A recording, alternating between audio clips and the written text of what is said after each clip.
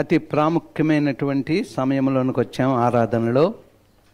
అది దేవుని యొక్క వాక్యం, జీవము కలిగిన వాక్యం, శక్తి కలిగిన వాక్యం, జీవితాలను మార్చే వాక్యం, పరలోకానికి చేర్చే వాక్యం.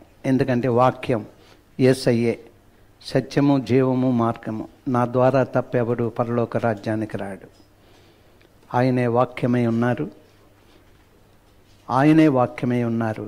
ఆయన మనతో మాట్లాడడానికి సిద్ధంగా ఉన్నారు. మనం ఇంకొక వారం రోజుల్లో ఆఖరి మాసంలో అడుగు పెట్టబోతూ ఉన్నాం. 1వ తారీఖు మొదలుకొని క్రిస్మస్ ఆరాధనలు, కుటుంబ క్రిస్మస్ ఆరాధనలు, సంఘ క్రిస్మస్ ఆరాధనలు, దైవజనుల క్రిస్మస్ ఆరాధనలు, యవనస్తుల క్రిస్మస్ ఆరాధనలు, సండే స్కూల్ క్రిస్మస్ ఆరాధనలు, ఇలాగా అనేక రకాలుగా 1వ తారీఖు నుంచి మొదలు కాబోతూ ఉన్నాయి. అది జనవరి మాసం అంతా కూడా కొనసాగుతుంది. అయితే ప్రభు క్రిస్మస్ అనగానే ప్రభు జన్మించిన దినం. ప్రభు బాలుడిగా లేడు, ఆయన వచ్చిన పని నెరవేర్చారు. యవన కాలంలో 33.5 సంవత్సరాల వయసులో తండ్రి ఇచ్చినటువంటి బాధ్యతలన్నీ, పనులన్నీ చేసి మన కొరకు తన ప్రాణం పెట్టి, సిలువలో తన రక్తం కార్చి, చనిపోయి పాతి పెట్టబడి తిరిగి లేచి పరలోకంలో ఇప్పుడు దేవుని కుడిపార్శ్వమున ఉన్నారు. అంచేత రాబోయే ప్రభువు రాకడ దినాల్లో ఉన్నాం గనక ఇంకా యేసయ్య బాలుడే అనుకోవద్దు. యేసయ్య బాలుడే అనుకుని మనం క్రిస్మస్ చేసామనుకోండి, మనము పిల్లల్లాగే ఉంటాం. తెలియక చాలాసార్లు మనం క్రిస్మస్ అనగానే ప్రభువుని బాలుడిగానే చూసుకుంటాం.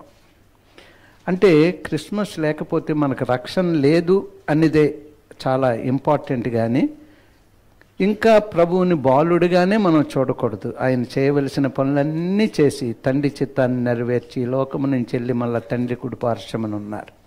అది ఎప్పుడు మన మనసులో పెట్టుకోవాలి. పిల్లలకైతే వాళ్ళకి ఒక మెచ్యూరిటీ అంత లేదు గనక ఇంకా బాలుడిగానే క్రిస్మస్ను వారు ఆరాధిస్తూ ఉంటారు. కానీ పెద్దలైనటువంటి మనం బాలుడిగానే మనం ఆరాధించకూడదు. ఆయన మనకిచ్చిన బాధ్యతను గుర్తెరిగి, పనిని గుర్తెరిగి, రాకడికి సిద్ధపడే రీతిగా మనం ఉండాలి. అది చాలా ప్రాముఖ్యమైనది. అలాగే దేవుడు వచ్చే నెలలో ఆఖరి దినాల్లో మనం ఉపవాస ప్రార్థనలో ఉంటాం. అయితే ఎప్పుడు ఏం జరుగుతుందో మనకు తెలియదు. భూమి కంపిస్తూ ఉంది. బంగ్లాదేశ్లో రిక్టర్ స్కేల్ మీద 5.5 అక్కడ వచ్చింది. అక్కడ రాగానే బంగ్లాదేశ్ పక్కనే కలకట్టా ఉంది కనుక కలకట్టాలో కూడా ప్రకంపనలు వచ్చాయి. ఇంకా ఇండియాలో కూడా పెద్ద భూకంపం వస్తుంది అని చెప్పారు. చిన్న చిన్న భూకంపాలు కనబడుతూ ఉన్నాయి. అందుచేత ఎప్పుడు ఏమి జరుగుతుందో తెలియదు. కానీ మనకు ఒక నిరీక్షణ ఉంది. ఏంటంటే ఎక్కడ ఏమి జరిగినప్పటికీ ఉంటే ఆయన కొరకు జీవిద్దాం, చనిపోతే ఆయన దగ్గరికి మనం వెళ్తాం. సో ఈ గొప్ప నిరీక్షణ మనకుంది. సో ప్రియమైనటువంటి వాళ్ళరా, ఈరోజు కూడా మనము చదివినటువంటి 27వ కీర్తనలో నుంచే కొన్ని విషయాలు మీకు చెప్పాలి అని నేను ఆలోచన కలిగి ఉన్నాను. 27వ కీర్తన ఈరోజు మనం చదువుకున్నాం. 27వ కీర్తన, అందులో చాలా ప్రాముఖ్యమైన విషయాలు ఉన్నాయి. 10 ప్రార్థనలు ఉన్నాయి, 20 ప్రార్థనలు కూడా ఉన్నాయి. ఎన్ని ప్రార్థనలైనా చెప్పుకోవచ్చు ఆ కీర్తనలో. ఒక్కొక్క పాయింట్ తీసుకొని 10 ప్రార్థనలు, ఒక్కొక్క పాయింట్ తీసుకొని 20 ప్రార్థనలు. కానీ ఈరోజు 7 ప్రార్థనలు, 7 అనగా సంపూర్ణ సంఖ్య కనుక మనం 7 ప్రార్థనలు నేర్చుకోబోతూ ఉన్నాం. అయితే మనం ప్రార్థనలు చేస్తున్నాం కదా, ఇంకా ప్రార్థనలు నేర్చుకోవడం ఏంటి అని మనం అనుకుంటాం. కానీ ప్రార్థన అలాగ నేర్చుకుంటూ ఉండాలి. దేవునితో సంబంధము కలిగినటువంటి ప్రార్థనగా మనం ఉండాలి. అందుకే కదా నీ కందరము, బాగానే అందరూ చెప్పండి, నీ కందరము. సో అది మనం 2 వారాల క్రితం నేర్చుకున్నాం. ఇది ఈ కనెక్టివిటీ. ప్రభు శిరస్సు అయి ఉన్నాడు, మనం ఆయన శరీరం. ఇది కనెక్టివిటీ. మనకి ఆలోచనలు ఇక్కడి నుంచి ఇక్కడికి రావాలి.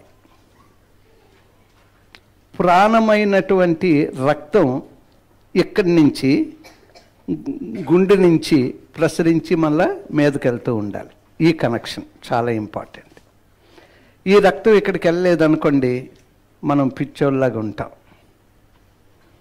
అలాగే ఈ కనెక్షన్ ఎంత ఇంపార్టెంటో అని మనం చూసుకుని ఉన్నాం.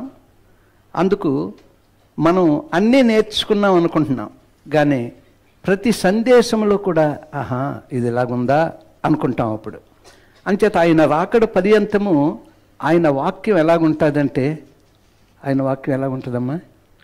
తేనె కన్నను జుంటే తేనె కన్నను, తేనె కన్నను జుంటే తేనె కన్నను, మధురమైనది నీ వాక్యము,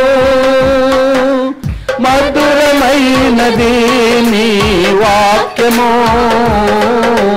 తేనె కన్నను జుంటే తేనె కన్నను, తేనె కన్నను జుంటే తేనె కన్నను, తేనె కన్నను జుంటే తేనె కన్నను, తేనె కన్నను జుంటే కాదండి,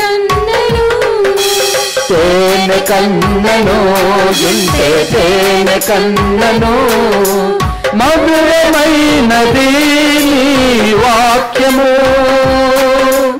మధురమైనది నీ వాక్యము,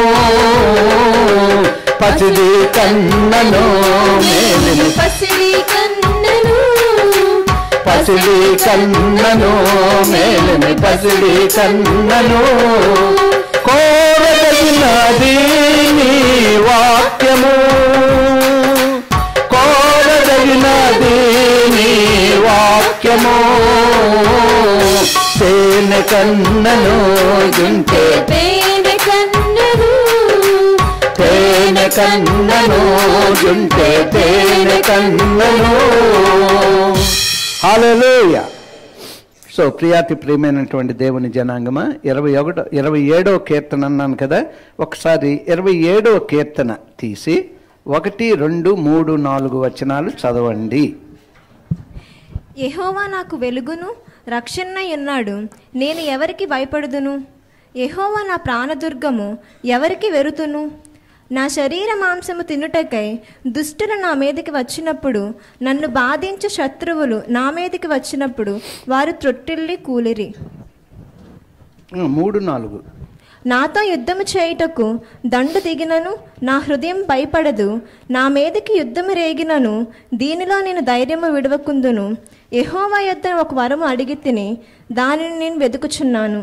యెహోవా ప్రసన్నతను చూచుటకును ఆయన ఆలయంలో ధ్యానించుటకును నా జీవితకాలం అంతయు నేను యెహోవా మందిరంలో నివసింపగోరుచున్నాను. హల్లెలూయా. సో ఈరోజు మన హెడ్డింగ్ ఏంటి అంటే, ఈ 4వ వచనంలో ఉన్నటువంటి గొప్ప మాట ఏంటది చూద్దాం. పెట్టండి హెడ్డింగ్. ఏం చెప్పండి, అక్కడ ఏముంది? దేవుని యొద్ద ఒక వరము కోరాను. ఒక వరము. ఎవరు? దావీదు మహారాజు దేవుని యొద్ద ఒక వరము కోరాను అన్నాడు. అది 4వ వచనంలో ఉంది ఇలాగా, యెహోవా యొద్ద ఒక వరము అడిగి తిని దానిని నేను వెదుకుచున్నాను. యెహోవా ప్రసన్నతను చూచుటకును ఆయన ఆలయములో ధ్యానించుటకును నా జీవితకాలం అంతయు నేను యెహోవా మందిరములో నివసింపగోరుచున్నాను. ఈ 4వ వచనంకి వెళ్ళక ముందు మొట్టమొదట ఆయన అంటూ ఉన్నాడు, యెహోవా నాకు వెలుగును రక్షణయునై ఉన్నాడు, నేను ఎవరికి భయపడుదును? యెహోవా నా ప్రాణదుర్గము, ఎవరికి వెరతను అన్నటువంటి మాట. యెహోవా నాకు వెలుగు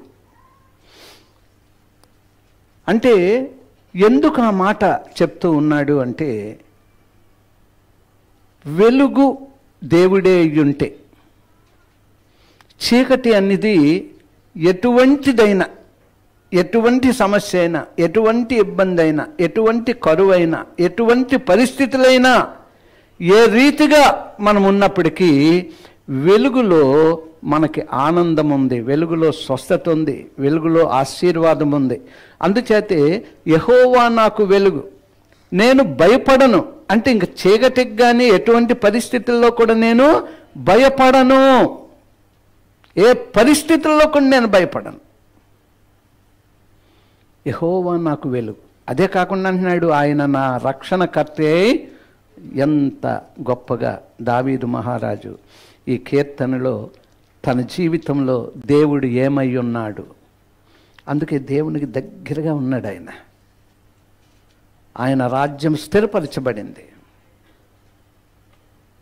ఎందుకంటే వెలుగై ఉన్నాడు దేవుడు తన జీవితానికి. మన జీవితంలో ఎప్పుడైనా సరే దేవా నీవు నాకు వెలుగుగా ఉంటే చాలు అనుకున్నామా? ఎందుకు అనుకోలేదు అంటే మనం ఆయనతో సంబంధము కలిగిలేం. కానీ దావీదు ఆయనతో సంబంధం. అందుచేత దేవుడు దావీదు హృదయాన్ని చూస్తూ ఉన్నాడు. అన్నదమ్ములందరూ కూడా ఎత్తరులు, అజానుబాహువులు, అందగాలు. సమూయేలు గొప్ప ప్రవక్త కూడా వాళ్ళ అన్నను చూసి ఇతనేనేమో దేవుడు ఏర్పాటు చేసుకున్నాడు అన్నాడు. కానీ దేవుడు అంటున్నాడు వీళ్ళెవ్వరూ కాదు, ఇంకొకడు ఉన్నాడు, పొట్టివాడు, ఎర్రనివాడు, గొర్రెలు కాసుకునేవాడు. అటువంటి వ్యక్తిని దేవుడు రాజుగా చేశాడంటే, రాజుగా అయినటువంటి ఈ కాపరి ఆ కాపరిని ఏమంటున్నాడంటే ఆయన నాకు వెలుగై ఉన్నాడు, ఆయన నాకు రక్షణకర్త అయి ఉన్నాడు. అంత గొప్పగా దావీదు దీవింపబడ్డానికి కారణం ఆయన మాటల్లో ఉన్న శక్తిని మనం చూద్దాం. దేవుడే నాకు వెలుగు, దేవుడే నాకు రక్షణ. అయితే అది మన సబ్జెక్ట్ కాదు కనుక అది అంతటితో మనం ముగిస్తాం. అప్పుడు 4వ వచనానికి వచ్చినప్పుడు చూడండి, 2వ వచనం, నా శరీర మాంసము తిండికై దుష్టులు నా మీదకి వచ్చినప్పుడు, నన్ను బాధించు శత్రువులు నా మీదకి వచ్చినప్పుడు వారు తొట్టిల్లి కూలుదురు. వారే అంట. కారణం ఏంటంటే దేవుడైన రక్షణ గనక, దేవుడైన వెలుగై ఉన్నాడు గనక. 3వ వచనంలో అంటున్నాడు, నాతో యుద్ధము చేయుటకు దండు దిగినను నా హృదయము భయపడదు, నా మీదకి యుద్ధము రేగినను దీనిలో నేను ధైర్యము విడవకుందును. అంటే ఈ మాటలు, ఈ 2-3 వచనాలు చూస్తూ ఉన్నప్పుడు ఎక్కడి నుంచి వచ్చింది ఆయనకి ధైర్యం అంటే ఆయన వెలుగై ఉన్నాడు అని స్వీకరించాడు ఆయన జీవితంలో. ఆయన నాకు రక్షణకర్త అయి ఉన్నాడు అన్నటువంటిది ఇది. అందుకే నాకు భయము లేదు, నేను ఎవరికి వెరుతును అని చెప్తూ అంటూ ఉన్నాడు. అయితే 4వ వచనం వచ్చినప్పటికీ సో వండర్ఫుల్, చాలా విలువైనటువంటి మాటలు అంటున్నాడు. యెహోవా యొద్ద ఒక వరము అడిగాను. వరం అడిగాడంట. ఏంటో ఆ వరం అడిగేసి ఊరుకోలేదంట. అంటున్నాడు, దానిని నేను వెదుకుచున్నాను, అడుగుడి ఇవ్వబడును, వెదుకడి దొరుకును, తట్టుడి. చూడండి ఎంత చక్కని మాటలు.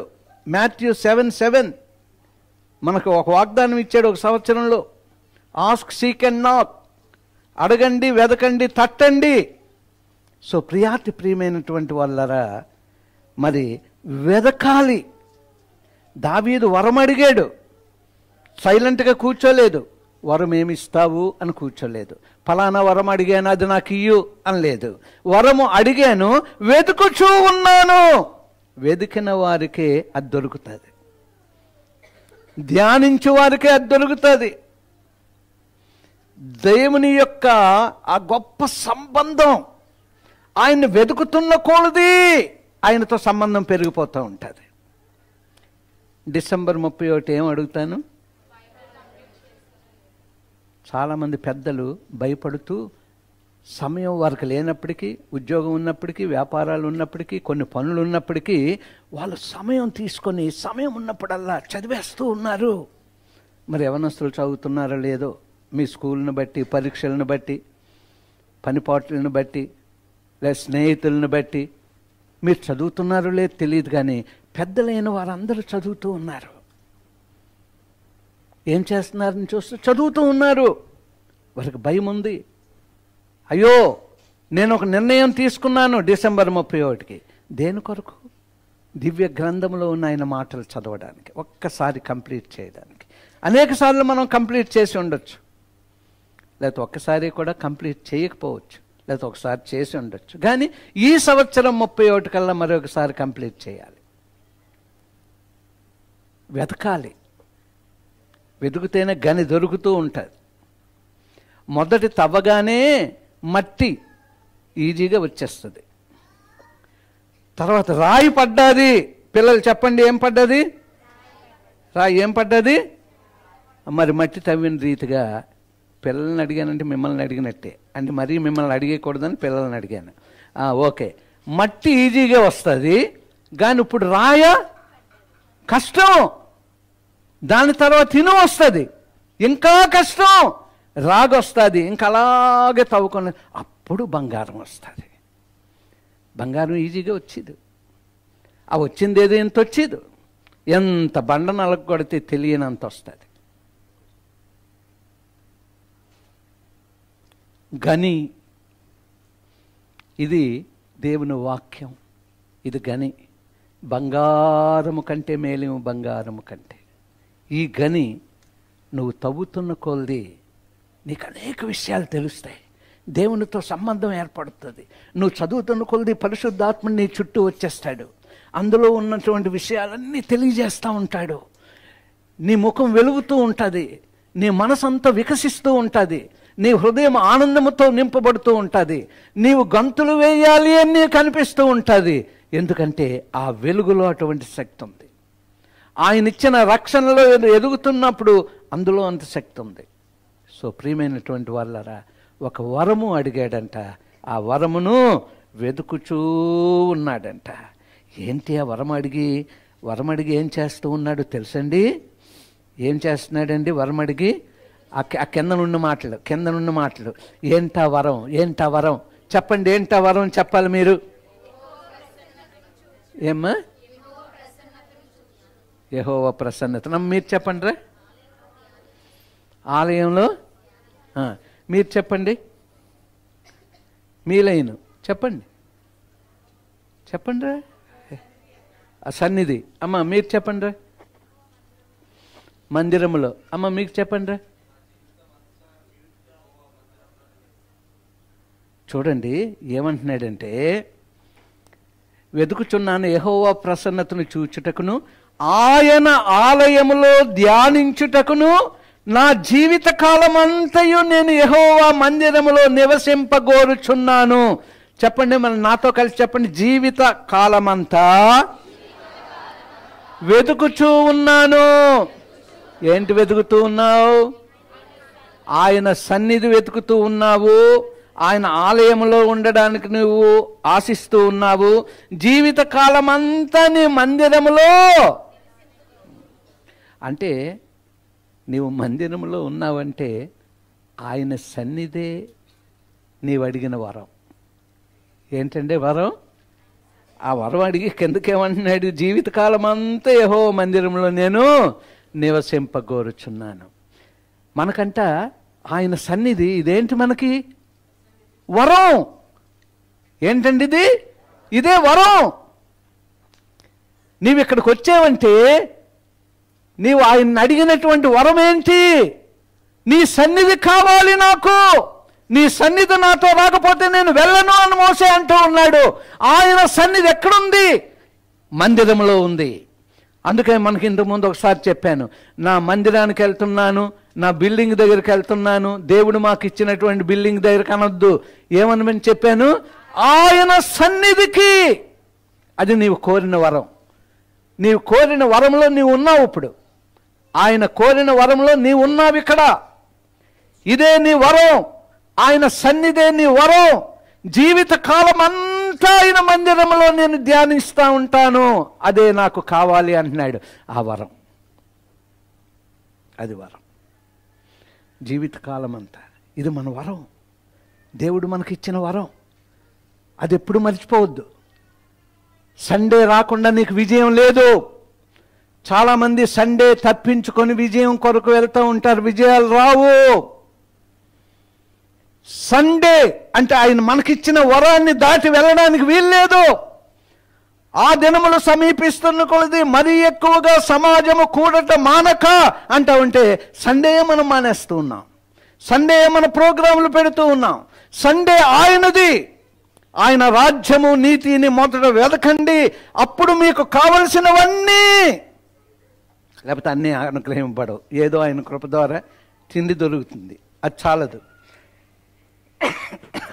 తిండే కాదు, కానీ మనకి తిండే కాదు, ఆత్మీయ ఆహారం కావాలి. ఆయన రాకడికి సిద్ధపడే స్థితి కావాలి. సో ప్రియమైనటువంటి వాళ్ళరా, ఆ వరము ఏంటి అనేది మనం చూస్తూ ఉన్నప్పుడు ఆ వరము ఆయన సన్నిధి. ఇప్పుడు నీ వరం ఏంటమ్మా? ఇక నీకు వరం వచ్చిందా లేదా? ఆయన వరం మనందరికీ వచ్చింది. ఎక్కడో ఆయన అడిగాడు వరం, ఆ వరం గురించి దైవజనుడు చెప్తారేమో అని వేచి ఉండొద్దు. ఆల్రెడీ నీకు వరం ఆయన సన్నిధికి రావడమే నీవు కోరింది, ఆయన కోరింది, నీవు కోరుకున్నది. సో ప్రియమైనటువంటి వాళ్ళరా, ఈ యొక్క దివ్యమైనటువంటి ఈ సంకీర్తన భాగం ఈరోజు మనం అభిషేక్ మనల్ని ఉత్తర ప్రత్యుత్తర రీతిగా నడిపించాడు. ఎవరు ఈ యొక్క సంకీర్తన రాశారు అనేది మనం చూసుకున్నట్లయితే, దావీదు రాజంట ఇశ్రాయేలీయుల యొక్క సింహాసనం అధిష్ఠించి ఆయన రాసినటువంటి కీర్తన. దేవుని ప్రజలైన ఇశ్రాయేలీయులకు రాజుగా సింహాసనాసీనుడయ్యాడు. ఆయన రాసినటువంటి సంకీర్తన భాగం 27 ఇప్పుడు మనం చదువుకుంటూ ఉన్నాం. వరము అడిగాను, వెతుకుచూ ఉన్నాను. ఏమన్నాడమ్మా? వరము, పిల్లలు,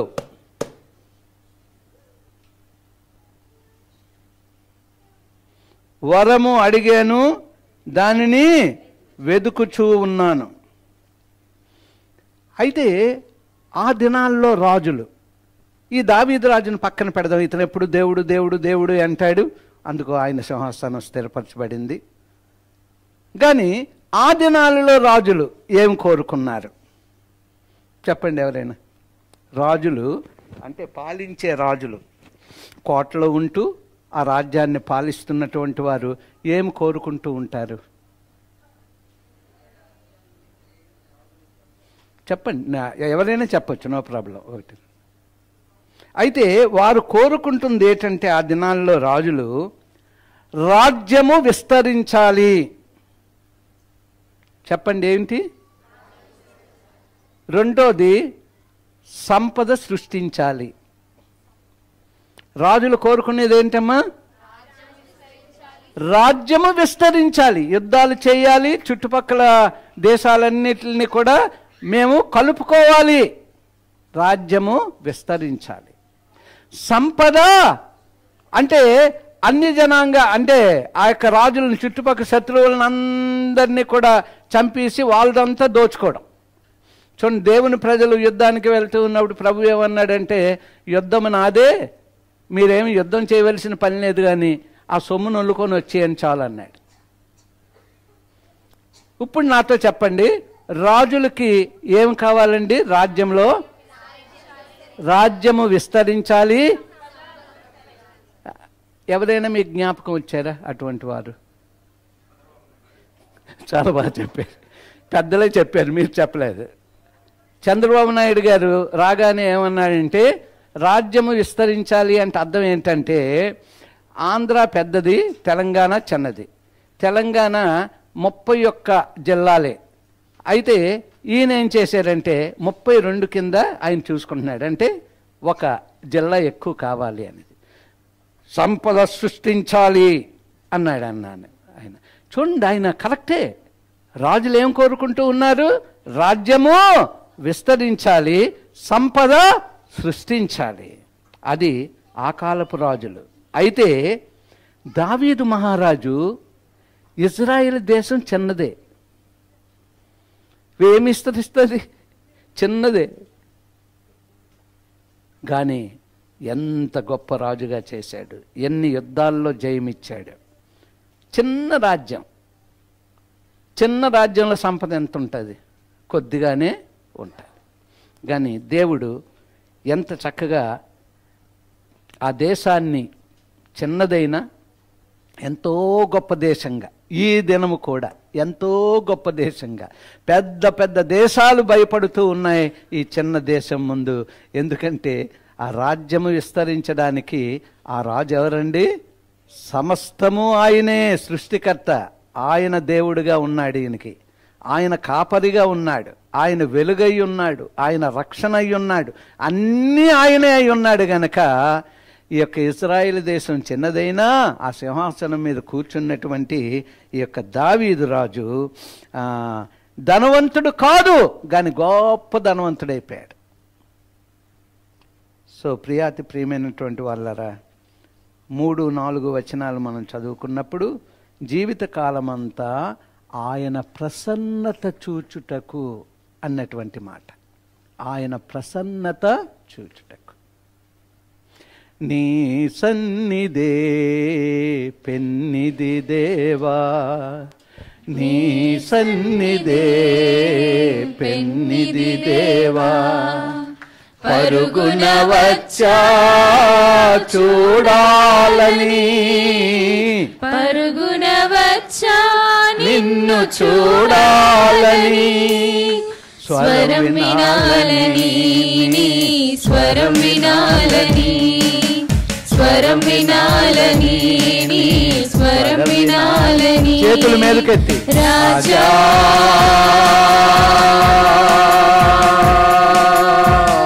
యేసు రాజా, రాజా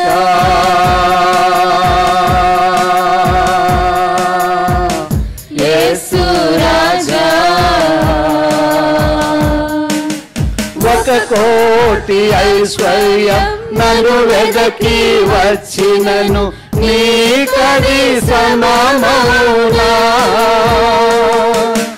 1,000,000 ఐశ్వర్యం నన్ను వెదకి వచ్చినను నీకది సమమౌనా. సంపదా సంపదా సంపదా గురి సంపదా, యేసయ్యా నిన్ను గూర్చిన తలంపులే నాకు, యేసయ్యా నిన్ను గూర్చిన తలంపులే నాకు. నీ సన్నిధే పెన్నిది దేవా, నీ సన్నిధే పెన్నిది దేవా. హల్లెలూయా. అమ్మయ్యా అనుకోండి, గొప్ప పాట పాడేశాం. ఆయన సన్నిధే నాకు పెన్నిది, 1,000,000 ఐశ్వర్యం అంటే కోట్లు కోట్లు కోట్లు బిలియన్స్ మనకి ఇచ్చినప్పటికీ ఆయన కంటే గొప్ప సంపద మనకే ఉంది. నిన్ను నన్ను ధనవంతులుగా చేయడానికి ఆయన దరిద్రుడయ్యాడు. ఆయన దరిద్రుడయ్యాడు మనల్ని ధనవంతులుగా చేయడానికి. సిరి సంపదలు ఆయన యందు గుప్తములై ఉన్నాయంట. ఆయన ఉంటే చాలు, సఫిషియంట్. ఎందుకంటే 1 పైసా కూడా పరలోకానికి మనం తీసుకెళ్ళలేం. ఎలాగొచ్చామో అలాగే వెళ్తాం మహిమ దేహాలతో. సో ప్రియమైనటువంటి వాళ్ళరా, అయితే ఈ గొప్ప దావీదు కీర్తన ఎందుకు ఈయన్ని ఎన్నుకున్నాడు దేవుడు నాకు అర్థం అవ్వడం లేదు. మీకు అర్థమైతే చెప్పండి. ఏంటుంది ఆయనలో గొప్పతనం? స్తుతి ఆరాధన ఉంది. ఇంకా ఆయనలో గొప్పతనం ఏముందిరే? పిల్లలు చెప్పండి, ట్రై చేయండి. 1-2 మాటలు చెప్పండి.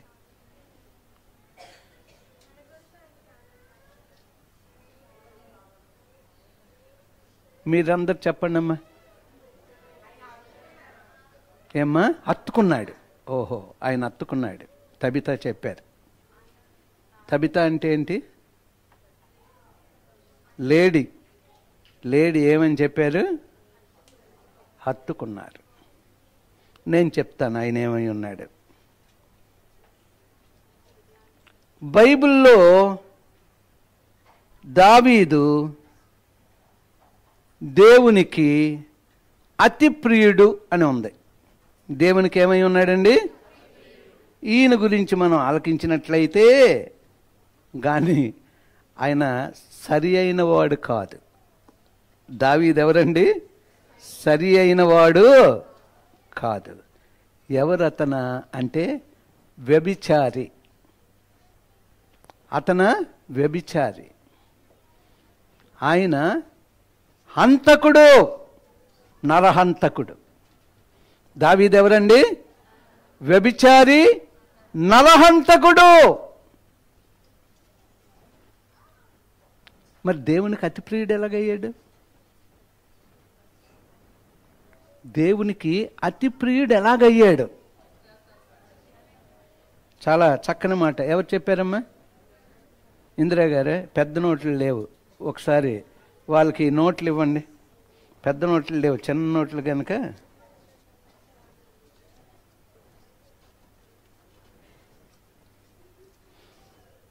ఎవరైనా వచ్చి ఇవ్వండి. మీరే వచ్చారా?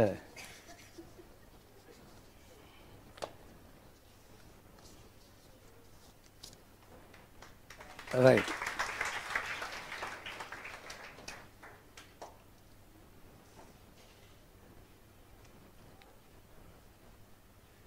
చూడండి, ఇక్కడ మనం చూస్తూ ఉన్నప్పుడు వ్యభిచారి, నరహత్య చేసినటువంటి వాడు, దిగజారినటువంటి స్థితిలో ఉన్నటువంటి వాడు. ఇటువంటి వాడిని దేవునికి అతి ప్రియుడుగా చేసుకున్నాడు దేవుడు. కారణం ఏంటి అంటే, చూడండి, సింపుల్ మాట కాదు. ఇప్పుడు అక్కడి నుంచి ఆ మాట రావడానికి పరిశుద్ధాత్మ దేవుడు, ఇక్కడి నుంచి బహుమానం ఇవ్వడానికి దేవుని కృప. ఎందుకంటే మనందరం చూస్తున్నాం ఏంటి ఆ మాటలో ఉన్నటువంటిది అని చూస్తే, అతి ప్రియుడు కదా దేవునికి. ఏమై ఉండడమైనా ఇతనంట గొప్ప పశ్చాత్తాపుడైనటువంటి వాడు, గొప్ప పశ్చాత్తాపం కలిగినటువంటి వాడు. చిన్న పశ్చాత్తాపం, మనందరం చిన్న చిన్న పశ్చాత్తాపాలే, కానీ ఈయన గొప్ప పశ్చాత్తాపుడు గనక అతి ప్రియుడుగా అయిపోయాడంటే దేవునికి. గొప్ప పశ్చాత్తాపం, అతి ప్రియుడు అయిపోయాడు. ఎందుకు ఆగి ఆగి మీకు చెప్తున్నానంటే, మీ బుర్రల్లోకి వెళ్ళిపోవాలి ఈ మాటలు. 2026లోనికి వెళ్ళక ముందే పిల్లల్లా ఇంకా ఉండడానికి వీలు లేదు. ఆయనకు సన్నిహితులం అయిపోవాలి. ఆయన హత్తుకునే జీవితం మనకు కావాలి. ఇక మీదట ఆయన ఏమి చెప్తే అదే చేసేవారిగా ఉంటేనే మనకి ఆ యొక్క పరలోక రాజ్యం. ఆయన మధ్యాకాశానికి వచ్చినప్పుడు ఎత్తబడే గుంపులో ఉండడానికి కారణం అదే. ఈయనంట వ్యభిచారంట, నరహంతకుడంట, దిగజారిన స్థితిలో ఉన్నటువంటి వాడంట. ఇటువంటి వ్యక్తి దేవునికి అతి ప్రియుడు ఎలాగయ్యాడు?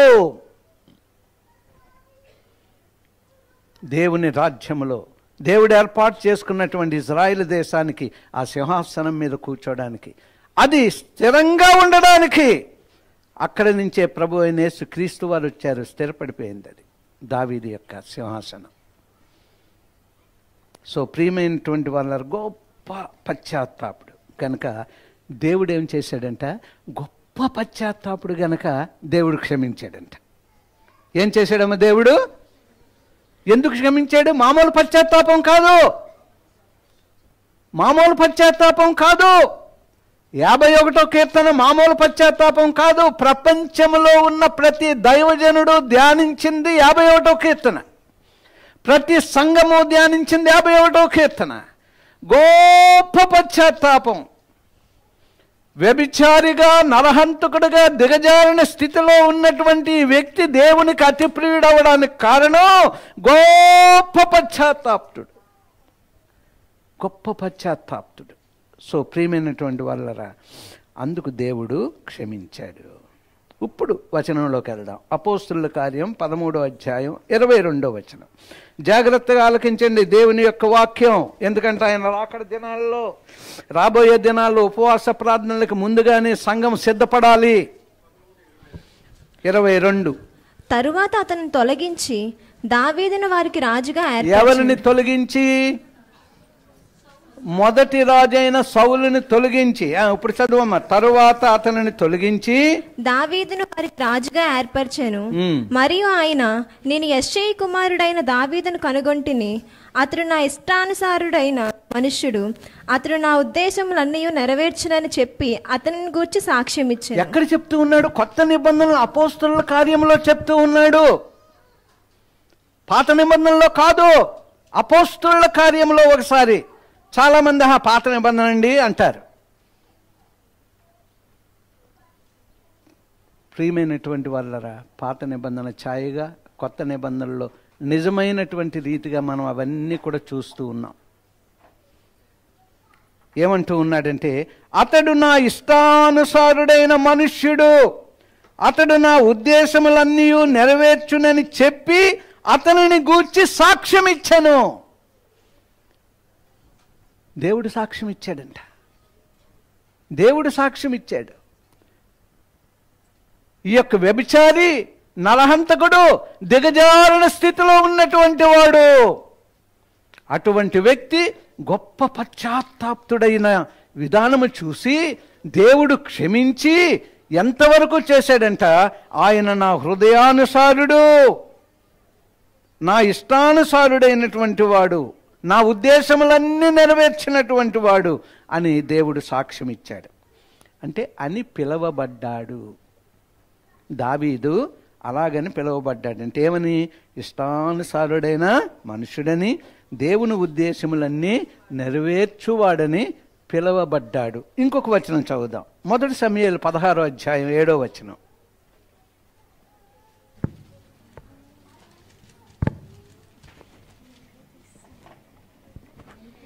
అయితే యెహోవా సమూయేలుతో ఇలాగు సెలవిచ్చెను, అతని రూపమును అతని ఎత్తును లక్ష్య పెట్టకము. మనుష్యులు లక్ష్యపెట్టు వాటిని యెహోవా లక్ష్యపెట్టడు. నేను అతని త్రోసివేసి ఉన్నాను. మనుష్యులు పైరూపమును లక్ష్యపెట్టుదురు గాని యెహోవా హృదయమును లక్ష్యపెట్టును. ఇక్కడ మనం ఏమంటున్నాడంటే, సమూయేలు దావీదు యొక్క అన్నని చూసి, అమ్మ ఈడండి అందంగా ఉన్నాడు, లావుగా ఉన్నాడు, ఎత్తుగా ఉన్నాడు, యుద్ధవీరుడిలాగా ఉన్నాడు, ఇతనే అనుకుంటూ ఉన్నాడు సమూయేలు. దేవుని ప్రవక్తే కానీ తను కూడా మనుష్యుడే. తను కూడా మనలాగే అనుకున్నాడంట, ఎత్తైన మనిషిని చూసి, అన్నయ్యని చూసి. కానీ అప్పుడు దేవుడు ఒక మాట అంటున్నాడు. ఏమనంటే, మనుష్యులు లక్ష్యపెట్టు వాటిని యెహోవా లక్ష్యపెట్టడు. నేను అతన్ని త్రోసివేసి ఉన్నాను. మనుషులు పై రూపమును లక్ష్యపెట్టుదురు గాని యెహోవా హృదయమును లక్ష్యపెట్టును. అంటే ఏమని పిలువబడ్డాడంట? ఇష్టానుసారుడైన మనుషుడు అని పిలువబడ్డాడు. ఉద్దేశములన్నీ నెరవేర్చువాడని పిలువబడ్డాడు. నా హృదయానుసారుడు అన్నటువంటి వాడుగా పిలువబడ్డాడు. ఎన్ని రీతిలుగా అమ్మా? ఇష్టానుసారుడు, ఉద్దేశములు నెరవేర్చువాడు.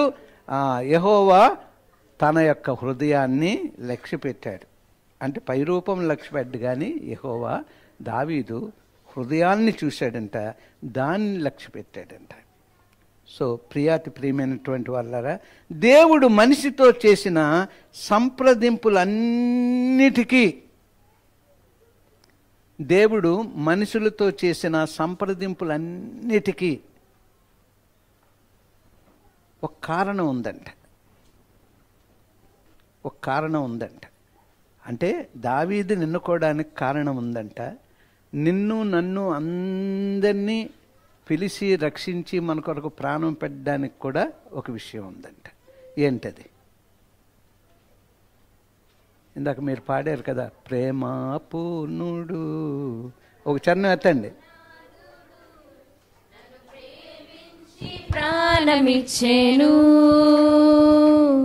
ప్రేమ పూర్ణుడు, ప్రాణనాథుడు, నన్ను ప్రేమించి ప్రాణమిచ్చెను.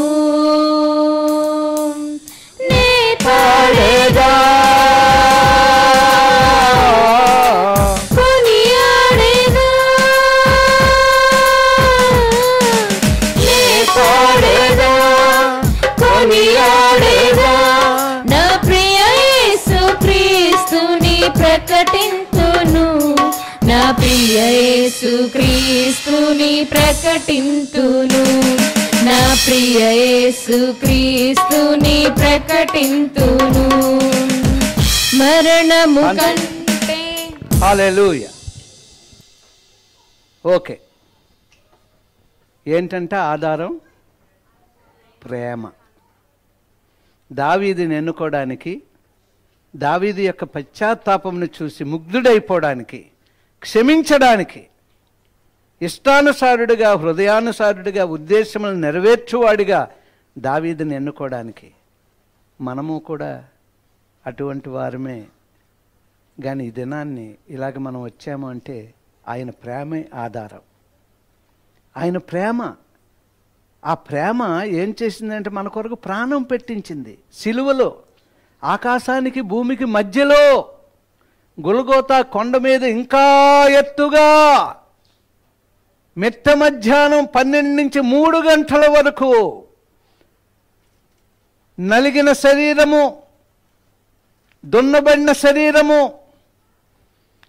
శిరస్సు మొదలుకొని కాలి గోటి వరకు రక్తమే రక్తము, చర్మమంతా ఒలిచివేయబడింది.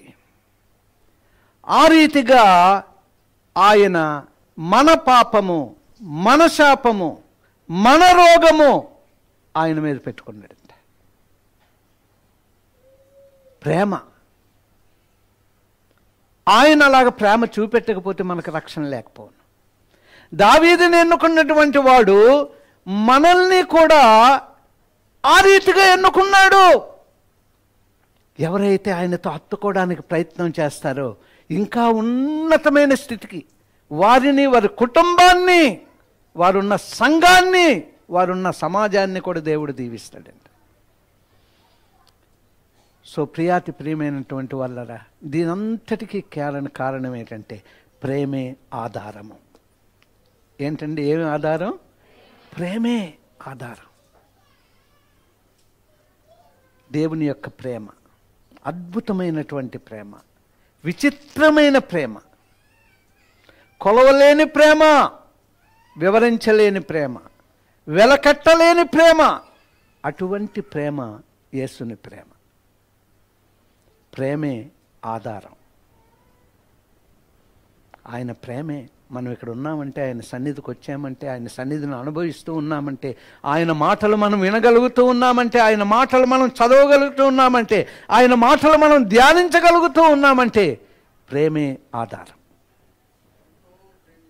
ఎంతో, ఇంకా దానికి లేదంట, లిమిటేషన్ లేదు.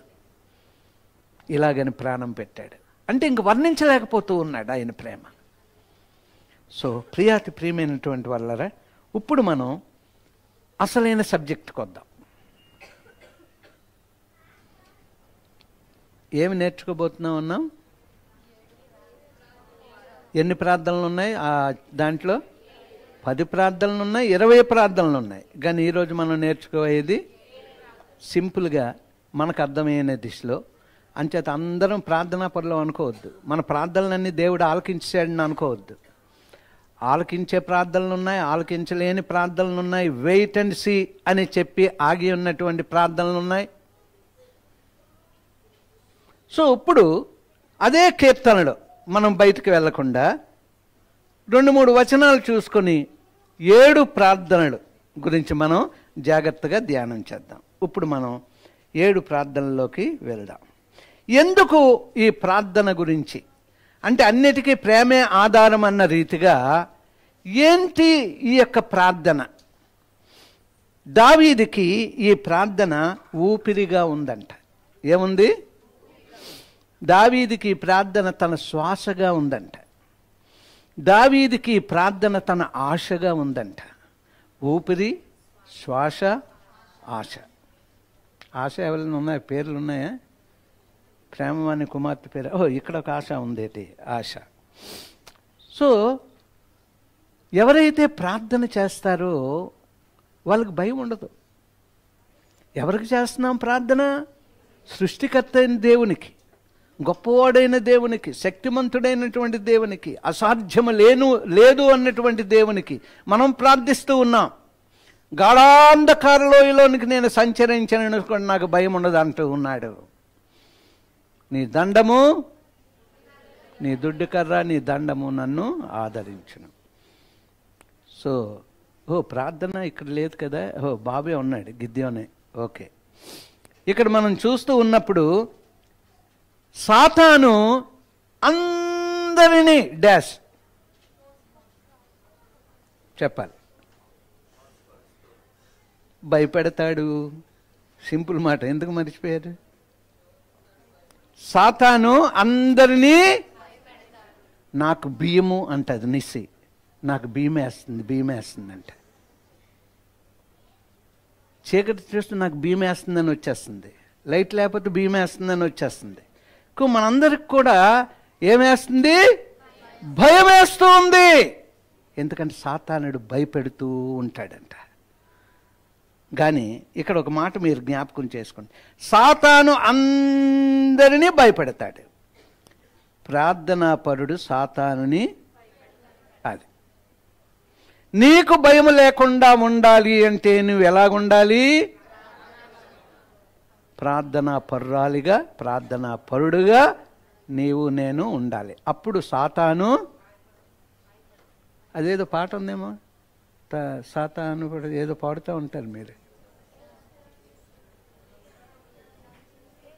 చూడండి, డ్రమ్మిస్ట్ వచ్చేస్తున్నాడు, తొందరగా పాడండి. కాదు, ఇంకేదో సండే స్కూల్ పిల్లలు పాడారు. అయితే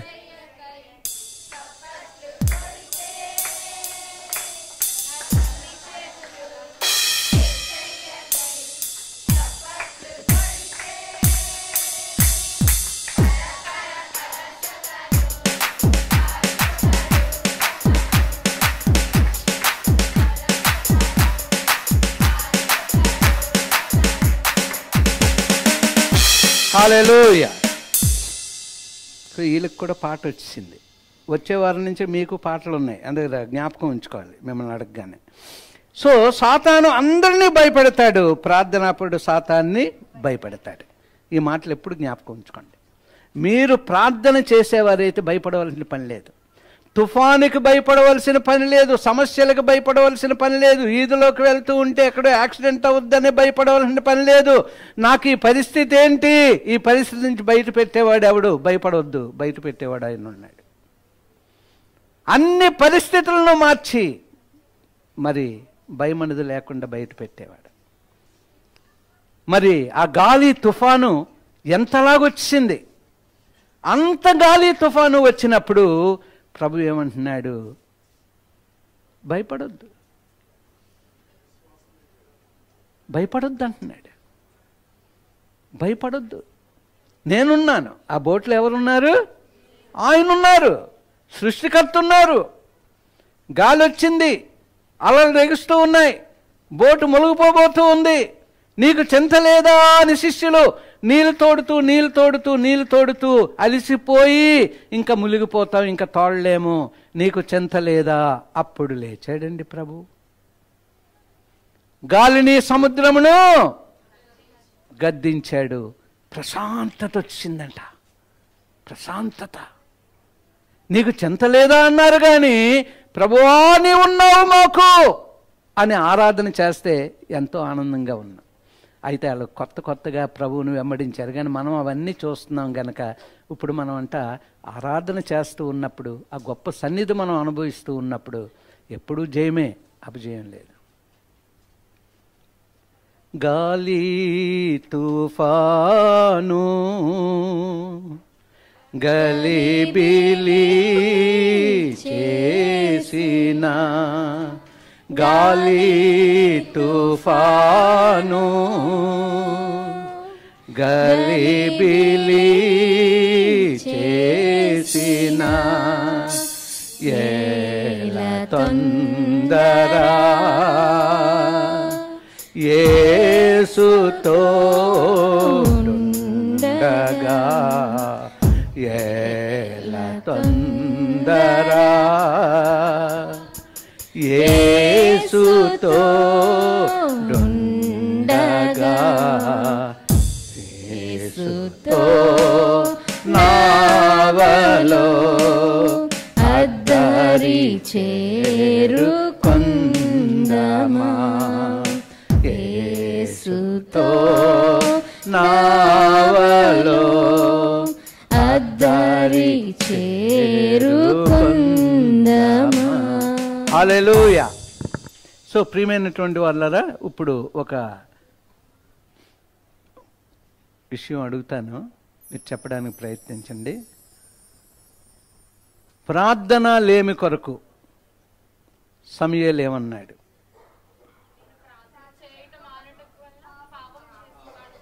రెఫరెన్స్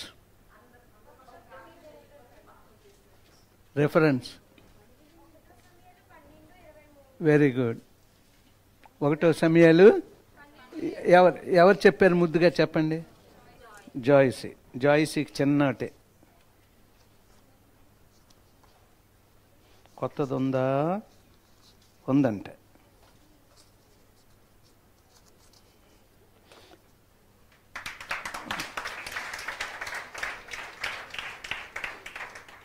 ప్రార్థన లేమి. ప్రవక్త అయినటువంటి సమూయేలు 1 సమూయేలు 12:23 ఏమంటున్నాడు? నా మట్టుకు నేను మీ నిమిత్తము ప్రార్థించుట మానుట వలన యెహోవాకు విరోధమైనటువంటి పాపము ప్రార్థన లేమి. ప్రార్థన లేమి పాపం, ఇంకేదో పాపం కాదు.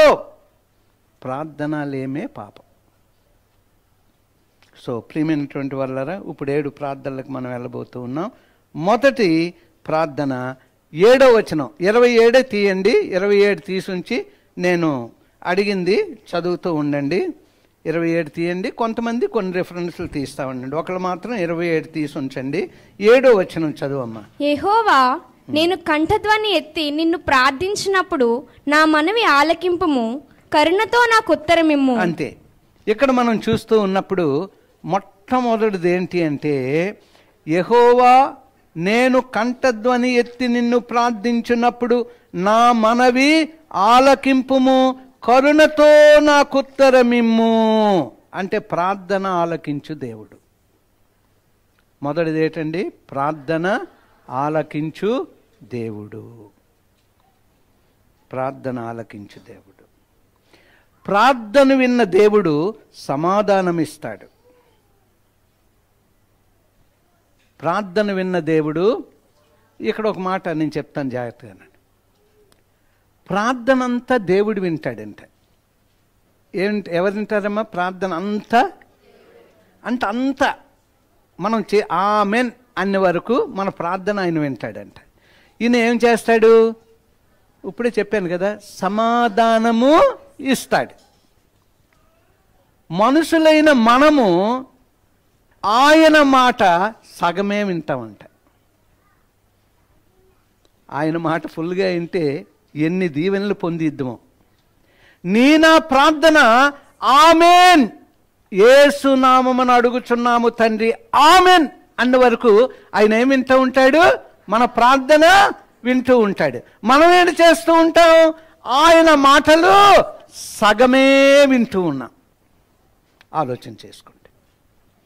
దేవుణ్ణి హత్తుకోవాలి అంటే సగము వినడం కాదు, మన ప్రార్థన అంతా ఆయన విని సమాధానం ఇచ్చినప్పుడు అటువంటి గొప్ప దేవుని శక్తి కలిగిన అగ్ని వంటి ఆయన మాట, శుద్ధి వంటి ఆయన మాట, జీవితాలను సేవ్ చేసే అయినటువంటి మాట మనం సగమే వింటూ ఉన్నామంట.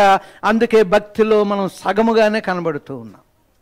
సంపూర్ణత లేదు, పరిపూర్ణత లేదు. భక్తిలో సంపూర్ణత, పరిపూర్ణత మనం ఉండాలి అంటే అగ్ని వంటి, శుద్ధి వంటి ఆయన యొక్క వాక్యం సంపూర్ణముగా వినాలి. ఆయన మన ప్రార్థన వింటున్నాడంటే, సమాధానం ఇస్తున్నాడంటే, మనం మాత్రం సగమే. ఇది ఎక్కడ న్యాయం? ఆలోచన చేసుకోండి. అయితే అపాయకరమైనటువంటి పరిస్థితులు మన జీవితాల్లో ఉన్నాయి. ఏమున్నాయమ్మా? అపాయకర పరిస్థితులు మన జీవితంలో ఉన్నాయి. ఇప్పుడు మనందరి జీవితాల్లో అపాయకరమైన పరిస్థితులు ఉన్నాయి. సాతాను నిన్ను బలహీనపరచాలని చూస్తున్నాడు. దేవుడు అందుకే చెప్తూ ఉన్నాడు, అతని చుట్టూ కూడా, దావీదు చుట్టూ కూడా కొండెములు చెప్పేవారు ఉన్నారంట. ఏమున్నారు? మనందరము కూడా కొండెములు చెప్పేవారుగా ఉన్నామేమో. చాలా జాగ్రత్త. భయంకరమైన పరిస్థితి మన జీవితంలో. కొండెములు చెప్పేవారిగా ఉండడానికి వీలు లేదు. అపాయకరమైన పరిస్థితులు కొని తెచ్చిపెట్టుకుంటాం. అసూయ ద్వేషాలు మానేవాలి, కొండెములు చెప్పుకోవడం మానేవాలి, అందరినీ ప్రేమించాలి, శత్రువులను ప్రేమించాలి. మిత్రులను ప్రేమించడం కాదు, స్నేహితులను ప్రేమించడం కాదు, అందరినీ, శత్రువులైన వారందరినీ. అది దేవుడు చెప్పాడు. ప్రభువు కూడా శత్రువులను ప్రేమించాడు, క్షమించాడు. ప్రభువును వెంబడించినటువంటి స్టెఫను ప్రేమించాడు, క్షమించాడు. అక్కడి నుంచి సౌలు పౌలుగా మార్చబడ్డాడు. ఆ క్షమాపణ, ప్రభుని యొక్క క్షమాపణ, స్టెఫను యొక్క క్షమాపణ, అపోస్తుల్లో స్థిరపడ్డానికి పౌలు యొక్క, ఆ స్టెఫను యొక్క ఆ గొప్ప సాక్ష్యం, ఆ క్షమాపణ సౌలు జీవితాన్ని మార్చింది.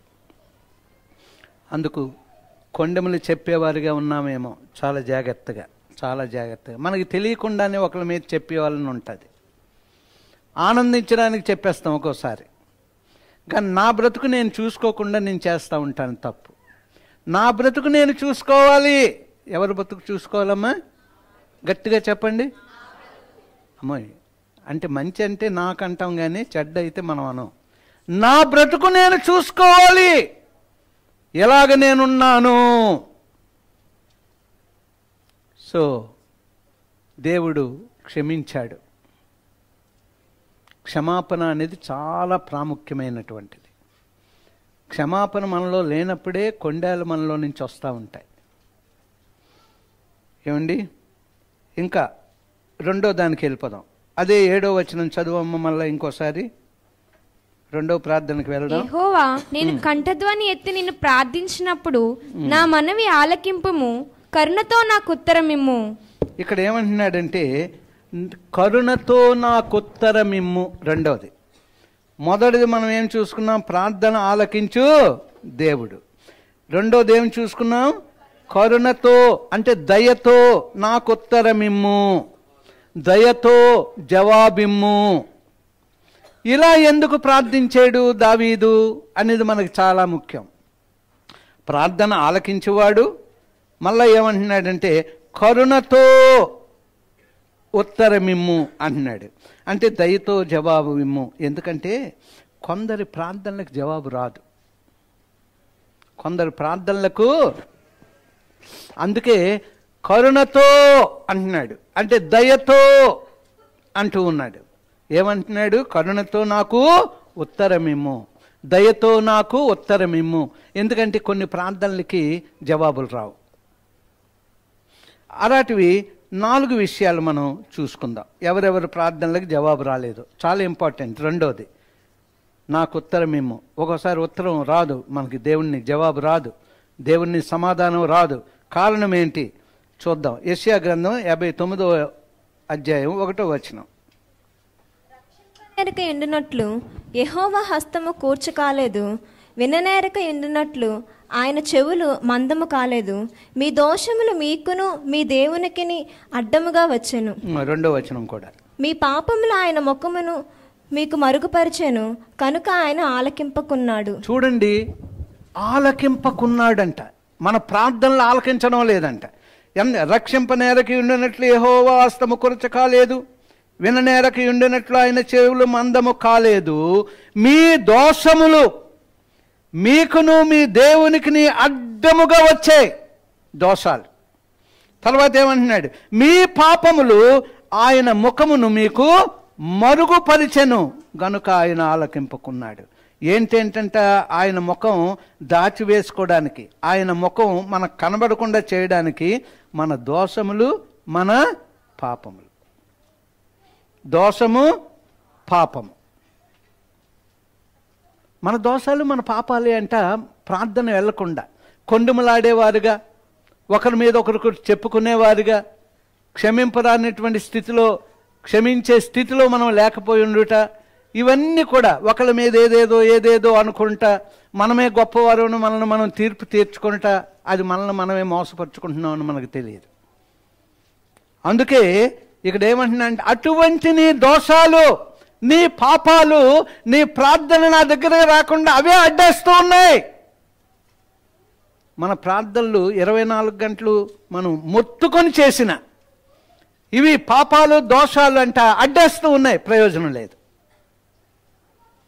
చాలా జాగ్రత్తగా 7 ప్రార్థనలే మనం చూసుకుంటున్నాం. 20 ప్రార్థనలు కాదు, 20 ప్రార్థనలు ఉన్నాయి, 10 ప్రార్థనలు ఉన్నాయి. అయితే మనం 7 ప్రార్థనలే సింప్లిఫై చేసుకొని చూసుకుంటూ ఉన్నాం మన సమయాన్ని బట్టి. సో ప్రియమైనటువంటి వాళ్ళరా, ఇక్కడ దావీదు తన పాపము ఒప్పుకున్నాడు. 32వ కీర్తన 5వ వచనం చదవండి. ఒప్పుకొనక నీ ఎదుట నా పాపము ఒప్పుకొంటిని, యెహోవా సన్నిధిని అతిక్రమములు ఒప్పుకొందును అనుకొంటిని, నీవు నా పాప దోషమును పరిహరింపుచున్నావు. చూడండి ఎంత చక్కగా అంటున్నాడు. నా దోషమును కప్పుకొనక నీ ఎదుట నా పాపము ఒప్పుకొంటిని, యెహోవా సన్నిధిని నా అతిక్రమములు ఒప్పుకొందును అనుకొంటిని, నీవు నా పాప దోషమును పరిహరించి ఉన్నావు. ఈ రెఫరెన్స్లను రాసుకొని ఉపవాస ప్రార్థనలో ఒకసారి చూసుకోండి. ఏంటి ఆటంకం? ఎంత చక్కగా అంటున్నాడు.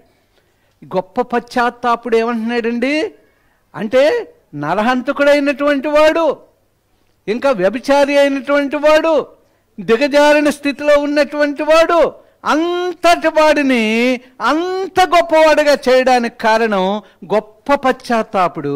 అయితే ఇక్కడ ఆ యొక్క దావీదు తను ఏ రీతిగా, నా దోషమును కప్పుకొనక నీ ఎదుట నా పాపము ఒప్పుకొంటిని, కప్పుకొనక ఒప్పుకొంటిని, యెహోవా సన్నిధిని నా అతిక్రమములు ఒప్పుకొందుననుకొంటిని, నీవు నా పాపదోషము పరిహరించి ఉన్నావు.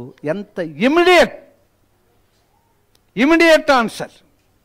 ఎప్పుడైతే తన దోషాల్ని కప్పుకోకుండా, పాపాలని కప్పుకోకుండా ఒప్పుకున్నాడో, వెంటనే నీవు నా పాప దోషమును పరిహరించి ఉన్నావు. అంటే జవాబు రానటువంటి ప్రార్థనలు చాలా ఉన్నాయి. కారణం ఏంటి అంటే, ఇదే కారణం. మొదటిది మనం యెషయాలో చూసుకున్నాం, తర్వాత దావీదు గురించి మనం చూసుకున్నాం. ద్వితీయోపదేశకాండం 1వ అధ్యాయం 45వ వచనం. యెహోవా సన్నిధిని ఏడవగా యెహోవా మీ మొరను లక్ష్య పెట్టలేదు, మీ మాట వినలేదు. ఇక్కడ మనం చూస్తూ ఉన్నప్పుడు అంటే వారు పాపాలు ఒప్పుకోలేదు, వారు దోషాలు కప్పుకున్నారు. ఒప్పుకోకపోవడం వల్ల మీరు తిరిగి వచ్చి యెహోవా సన్నిధిని ఏడవగా యెహోవా మీ మొరను లక్ష్య పెట్టలేదు, మీ మాట వినలేదు. అంటే జవాబు రాని ప్రార్థనలు, వాళ్ళ మాట వినలేదంట. కారణం ఆయన ప్రభువు చెప్పినప్పుడు వారి మాట వినలేదు. తర్వాత వచ్చారు, ఏడ్చారు, కానీ ప్రయోజనం లేకపోయింది. అందుకు జాగ్రత్తగా ఉండాలి. ఇక్కడ ఏలియా ప్రార్థన కూడా దేవుడు వినలేదు. ఎటువంటి ప్రార్థన మనకు తెలిసిందే. 1వ రోజులు 19:4.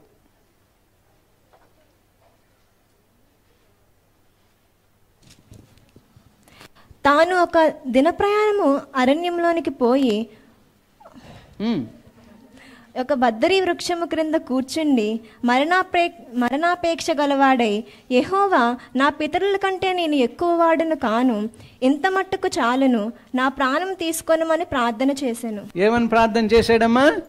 నా ప్రాణము ఇంకా చాలయ్యా, ఆ యొక్క యెజబెల్ రాణి వచ్చి నన్ను చంపబోతూ ఉంది, అందుకు ఆ వర్తమానం వచ్చింది కనుక మరి నేను ఇప్పటి వరకు అన్ని పనులు చేశాను కదా నువ్వు చెప్పినవన్నీ, ఇంకా నాకు చాలు, అలసిపోయాను, ఇంకా నా ప్రాణం నువ్వు తీసుకున్నాడండి దేవుడు.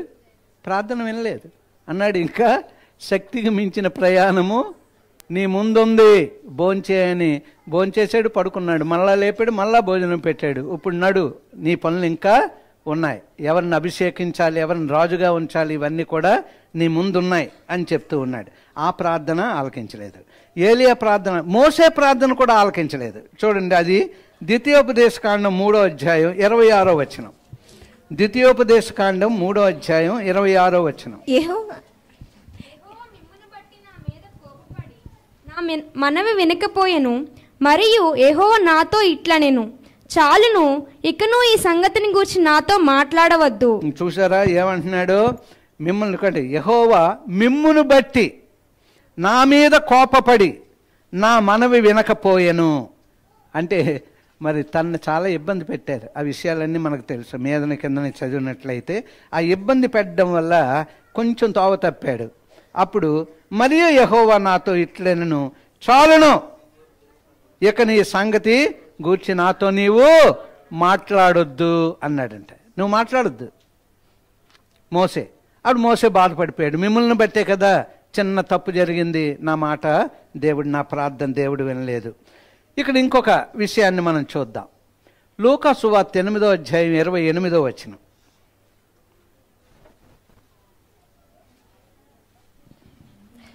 వాడు యేసును చూచి కేకలు వేసి ఆయన ఎదుట సాగిలపడి, యేసు, సర్వోన్నతుడైన దేవుని కుమారుడా, నాతో నీకేమి, నన్ను బాధపరచుకోమని నిన్ను వేడుకొనిచున్నాను అని కేకలు వేసి చెప్పాను. ఇక్కడ మనం చూస్తూ ఉన్నప్పుడు ఎక్కడ ఏ ప్రాంతం అండి? గెరాసీనుల దగ్గరికి వెళ్ళినప్పుడు ఈ యొక్క సేన పట్టినటువంటి వాడు ఎలాగున్నాడో మనకు తెలుసు. వాడంట యేసుని చూచి కేకలు వేసి ఆయన ఎదుట సాగిలపడి, యేసు, సర్వోన్నతుడైన దేవుని కుమారుడా, నాతో నీకేంటయ్యా, నన్ను బాధపరుచుకోమని నిన్ను వేడుకొనిచున్నాను అని కేకలు వేసి చెప్పాను. ఆడు ప్రార్థించింది దయ్యం. అంటే ఆడు ప్రార్థించాడు అన్నమాట. దయ్యం లోపం ఉంది కనుక నాతో నీకు ఇంకేముంది అని ప్రార్థన చేశాడు. ఆ ప్రార్థన దేవుడు ఉన్నాడా? ఏం చేశాడు? వాళ్ళలోంచి ఆ దయ్యాలని వెళ్ళగొట్టాడు. నాతో నీకేం పని, ఇంకా నా సమయం ఇంకా రాలేదు అనుకున్నాడు. నాతో నీకేమన్నాడు? వాళ్ళలో నుంచి సాతానుడు శ్రేణ. అయితే దేవుడు ఆ ప్రార్థన ఆలకించి, ఓకే ఉండండి వాళ్ళలో నన్ను అన్నారా? ఏమన్నారు? వాళ్ళలో నుంచి సేన అక్కడి నుంచి పో. ఆ ప్రార్థన కూడా దేవుడు వినలేదు. ఓకే, ఇప్పుడు ఇంకా చివరిగా ఒక మాట కూడా చూసుకుందాం.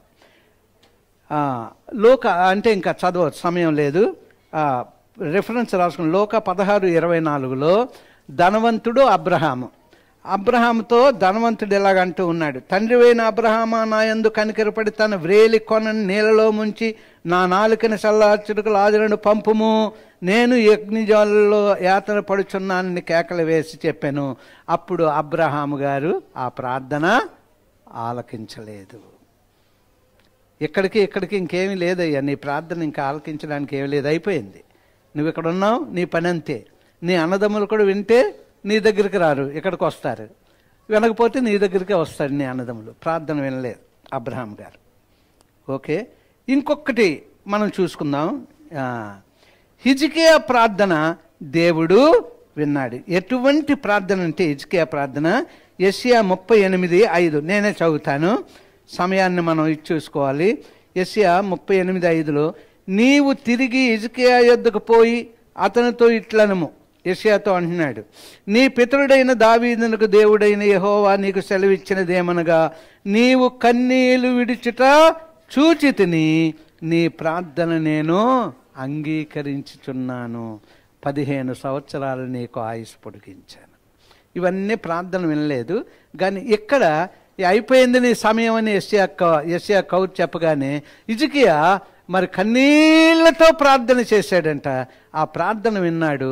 ఇంకా ప్రాంగణం నుంచి యెషయా వెళ్ళకముందే దేవుడు అంటున్నాడు, ఆగు యెషయా, మళ్ళా నీవు తిరిగి వెళ్ళి రాజుతో ఈ రీతిగా చెప్పి నీ ఆయుష్, నీ ప్రార్థన నేను విన్నాను, ఆయుష్ పొడిగిస్తూ ఉన్నాను.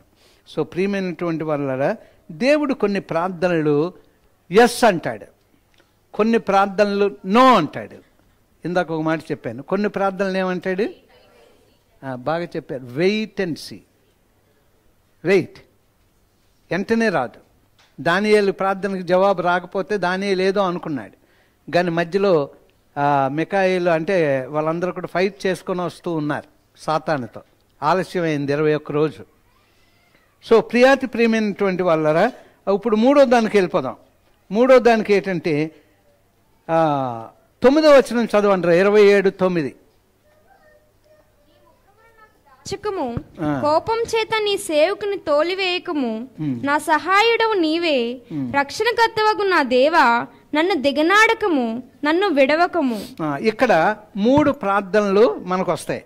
మూడవది ఏంటి? నీ ముఖము నాకు దాచకము అన్నాడు కదా, నీ ముఖమును నాకు దాచకము అదొకటి. కోపము చేత నీ సేవకుని తోలివేయకము 2. నా సహాయుడు నీవే, రక్షణకర్తవగు నా దేవా నన్ను దిగనాడకము, నన్ను విడువకము. దిగనాడకము, విడువకము. ఈ మూడు ప్రార్థనలు ఉన్నాయి ఇక్కడ ఈ వచనంలోనే.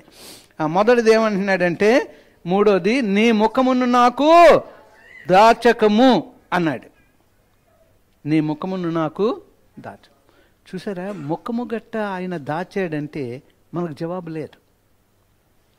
అందుకే మనం పాడుతూ ఉంటాం కదా, నాకు ఒకటి చాలయ్యా. ఏంటది? ముఖ దర్శనం చాలయ్యా, నాకు నీ ముఖ దర్శనం చాలయ్యా. అమ్మా, ఇప్పుడు మనం ట్యూన్లోకి వెళ్ళకుండా సింపుల్గా మొదట ఈ మాటల వరకు వెళ్ళి అక్కడి నుంచి ట్యూన్లోకి వెళ్దాం. ముఖ దర్శనం చాలయ్యా నాకు, అందరు చెప్పండి, నాకు నీ ముఖ దర్శనం. అది అంటే ముఖ దర్శనం చాలయ్యా, నాకు నీ ముఖ దర్శనం చాలయ్యా. ముఖ దర్శనం చాలయ్యా, నాకు నీ ముఖ దర్శనం చాలయ్యా.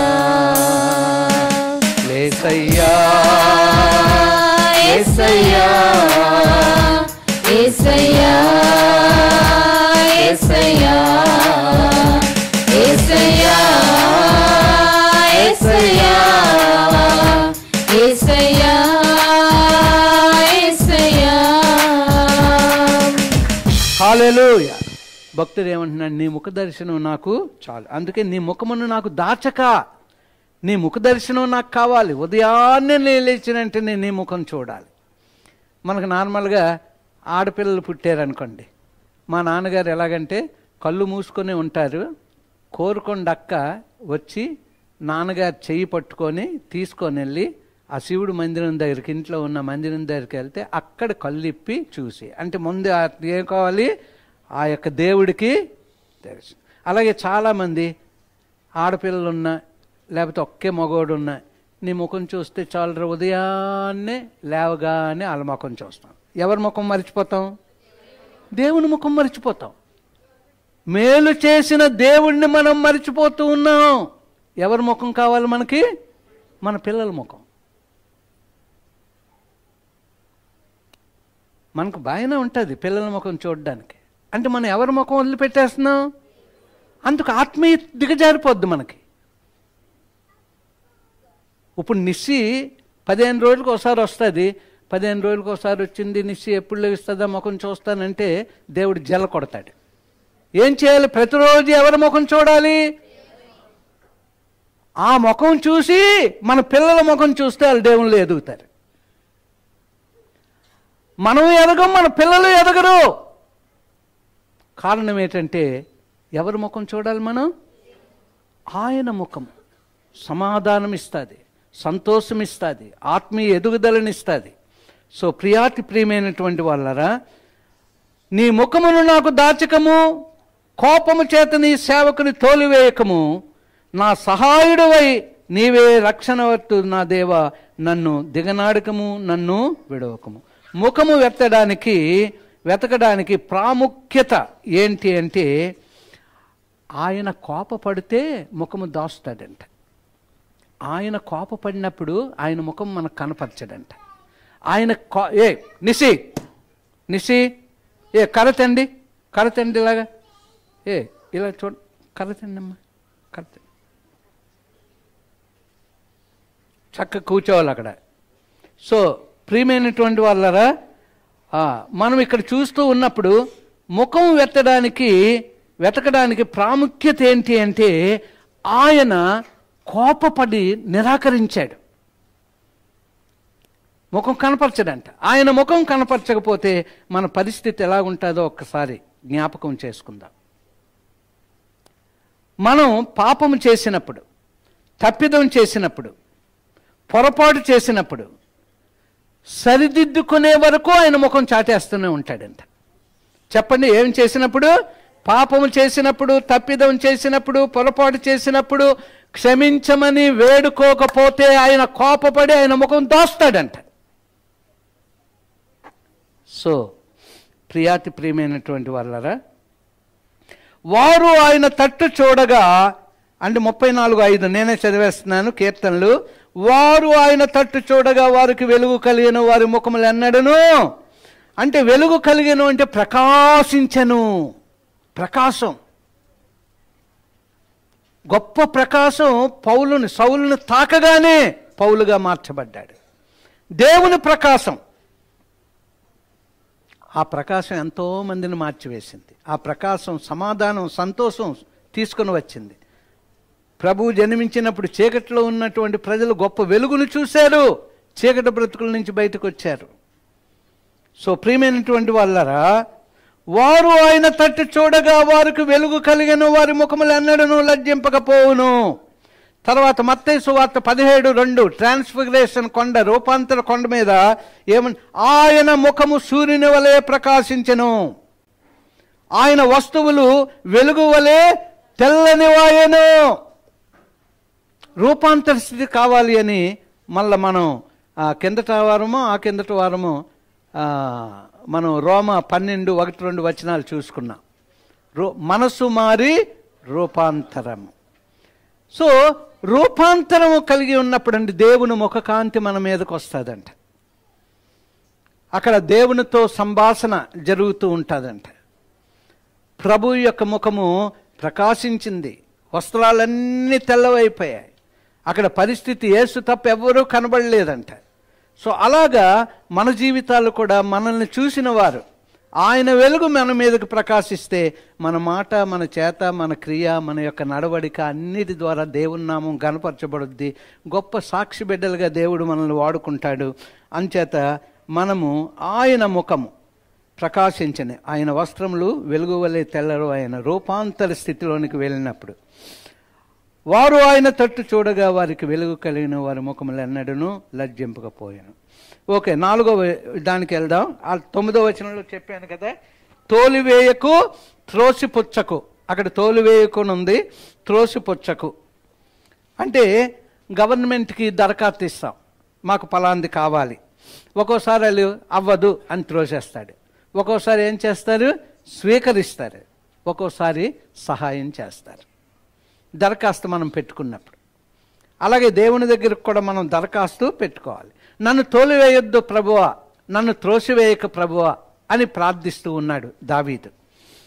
అందుచేత దావీదు యొక్క దరఖాస్తు ఏమంటున్నాడు, నన్ను త్రోసివేయకు అంటూ ఉన్నాడు. త్రోసిపుచ్చకు, త్రోసివేయకు అంటూ ఉన్నాడు. నెట్టివేయబడడం అంటారు దాన్ని, నన్ను నెట్టివేయకు. అది భయంకరం. ఆదాము అవ్వల్ని తోటలో నుంచి బయటికి పంపివేసినప్పుడు ఎంత శ్రమ ఆదాముకి, అప్పటి వరకు హ్యాపీగా ఉన్నటువంటి లైఫ్, ఎంత శ్రమ అవ్వకి, అప్పటి వరకు హ్యాపీగా ఉన్న లైఫ్. దేవుడు త్రోసివేసినప్పుడు అది మహాభయంకరం. కయ్యేనుకి దేవుడు ముఖం చాటేశాడు, అది ఎంత భయంకరం. సో ప్రియమైనటువంటి వాళ్ళరా, నెట్టివేయబడ్డం అనేది చాలా ప్రమాదం. తర్వాత అదే వచనంలో 5వది విడిచిపెట్టకు అంటే వదిలిపెట్టకు అన్నటువంటి మాట. ఇప్పుడు ఈజీగా ఒకే ఎగ్జాంపుల్ చెప్తాను, అన్నీ కాకపోయినా సమయాన్ని బట్టి. భర్త భార్యని త్రోసివేసాడు అనుకోండి, ఏయ్ పో అన్నాడు అనుకోండి, ఇంకా నాకు సంబంధం లేదన్నాడు అనుకోండి, ఇప్పుడైతే పోతానరా నాకు ఉద్యోగం ఉందంటారు. కానీ ఒకప్పుడు అలా కాదే, పాదాల మీద పడ్డాది. తంతున్నా, కొడుతున్నా, తాగుబోతైనా, వ్యభిచారైనా, తిరుగుబోతైనా, ఎటువంటి వాడైనా పాదాలు పట్టుకొని నన్ను వెళ్ళమనకు, నువ్వు చెప్పినట్టు ఉంటాను, నీకు దాసీగా ఉంటాను, నన్ను వెళ్ళమనకు. ఎందుకంటే లోకంలో నాకు ఏముంటుందమ్మా, అది అయితే నన్ను తృణీకరించకు అని భర్తతో చెప్తూ ఉంటుంది. అంటే సమాజం తక్కువగా చూస్తుందంట. భార్యలు ఏం చేస్తున్నారు, భర్త ఎటువంటి స్థితిలో ఉండి తోసివేస్తున్నా సరే సమాజము తక్కువగా చూచే స్థితిలోనికి నేను వెళ్ళను గనక నువ్వు ఎలాంటి వాడివైనా పర్వాలేదయ్యా నన్ను తోసివేయకు అని ఎంతోమంది ఇల్లాళ్ళు భర్తలు ఎలాగున్నప్పటికీ, ఎందుకంటే సమాజం తక్కువగా చూస్తుంది, అందుకు వాళ్ళు పట్టుకోవడం కాలు. సో అందుకే దావీదేవుని విడిచిపెట్టద్దు, నన్ను వదిలిపెట్టక, నన్ను భర్త దూరపరిచిన, భార్య తృణీకరించిన, అమ్మ వదిలిన, నాన్న విడిచిన, దేవుడు వదిలితేనే అయ్యో అనాలి. తల్లి తండ్రులు భార్య భర్తలు విడిచిపెట్టిన, ఎవరు విడిచిపెట్టకూడదు? దావీదు అది అంటున్నాడు, దావీదు అది అంటున్నాడు. సో 9వ వచనంలో ఇంకొక మాట అంటున్నాడు, ఏంటది? రక్షణ.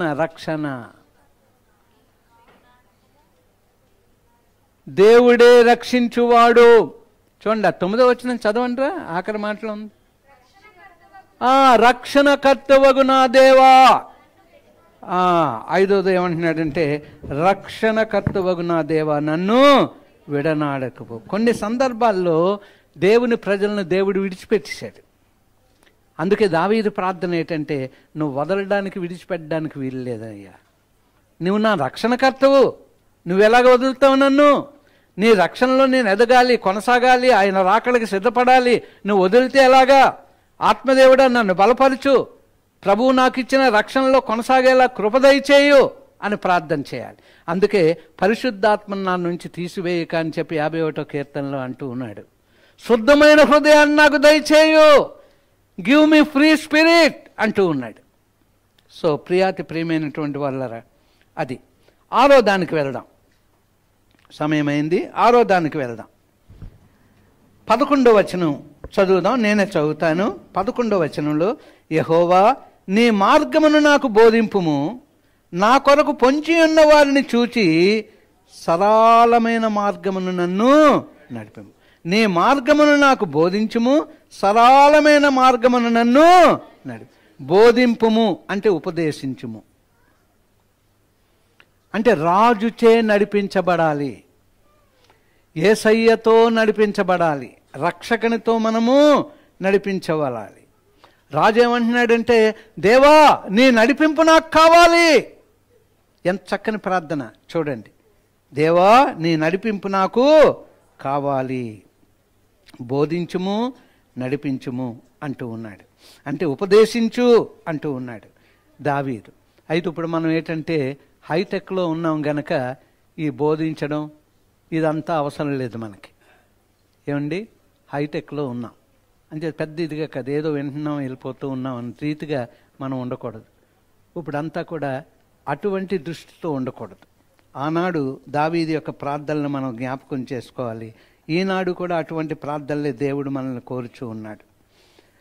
చూడండి, బాల్యంలో మరి దావీదు ఆ యొక్క 23వ కీర్తనలో కూడా ఏమంటున్నాడంటే, బాల్యంలో ఉపాధ్యాయుడు ఏం వాడతాడమ్మా? బెత్తం వాడతాడు. తర్వాత ఇంకా ఏం వాడతాడు పనిష్మెంట్కి? తొడపాసం ఇస్తాడు. ఇంకా ఏం వాడతాడు? గోడ కుర్చీ వాడతాడు. మన బరువు మన మీద పెడతాడు, బరువు పడ్డారా చెదగొడతానంటాడు. అందుచేత చూడండి, బాల్యం నుంచే ఉపాధ్యాయుడు బెత్తం వాడాలి. అందుకే సామెతలు 13:24 బెత్తము వాడని వాడు కుమారునికి విరోధి. బెత్తం వాడాలి, బెత్తం వాడితేనే కుమారునికి విరోధి అయిన కుమారుడు తర్వాత మంచి మార్గంలోనే ఉంటాడు. ఇక్కడ దావీదు 2 మాట్లాడిన, దుడ్డు కర్ర దండము అంటే ఇక్కడ 2 కర్రలు ఉన్నాయి. దుడ్డు కర్ర ఉంది, దండము. దుడ్డు కర్ర అంటే ఆహారం అనుగ్రహిస్తుంది. పచ్చని ఆకులు లేత ఆకులు అన్నీ కొట్టి ఇవ్వడానికి అది ఆహారం పెట్టేదిగా ఉంటుంది. అంటే ఆహారం అంటే ఏంటి? బెత్తం వాడడం, గాయపడ్డం,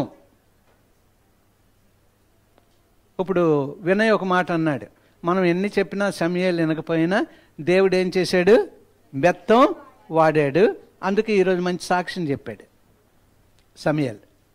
నా కొరకు ప్రార్థన చేయండి, దేవుని చిత్తమైంది, నేను అబ్రాడ్ వెళ్తాను, దేవునిలో నేను ఎదిగేలాగా, బైబిల్ చదివేలాగా, ప్రార్థించేలాగా తను ఆ మతలబుతోనే మనతో మాట్లాడాడు.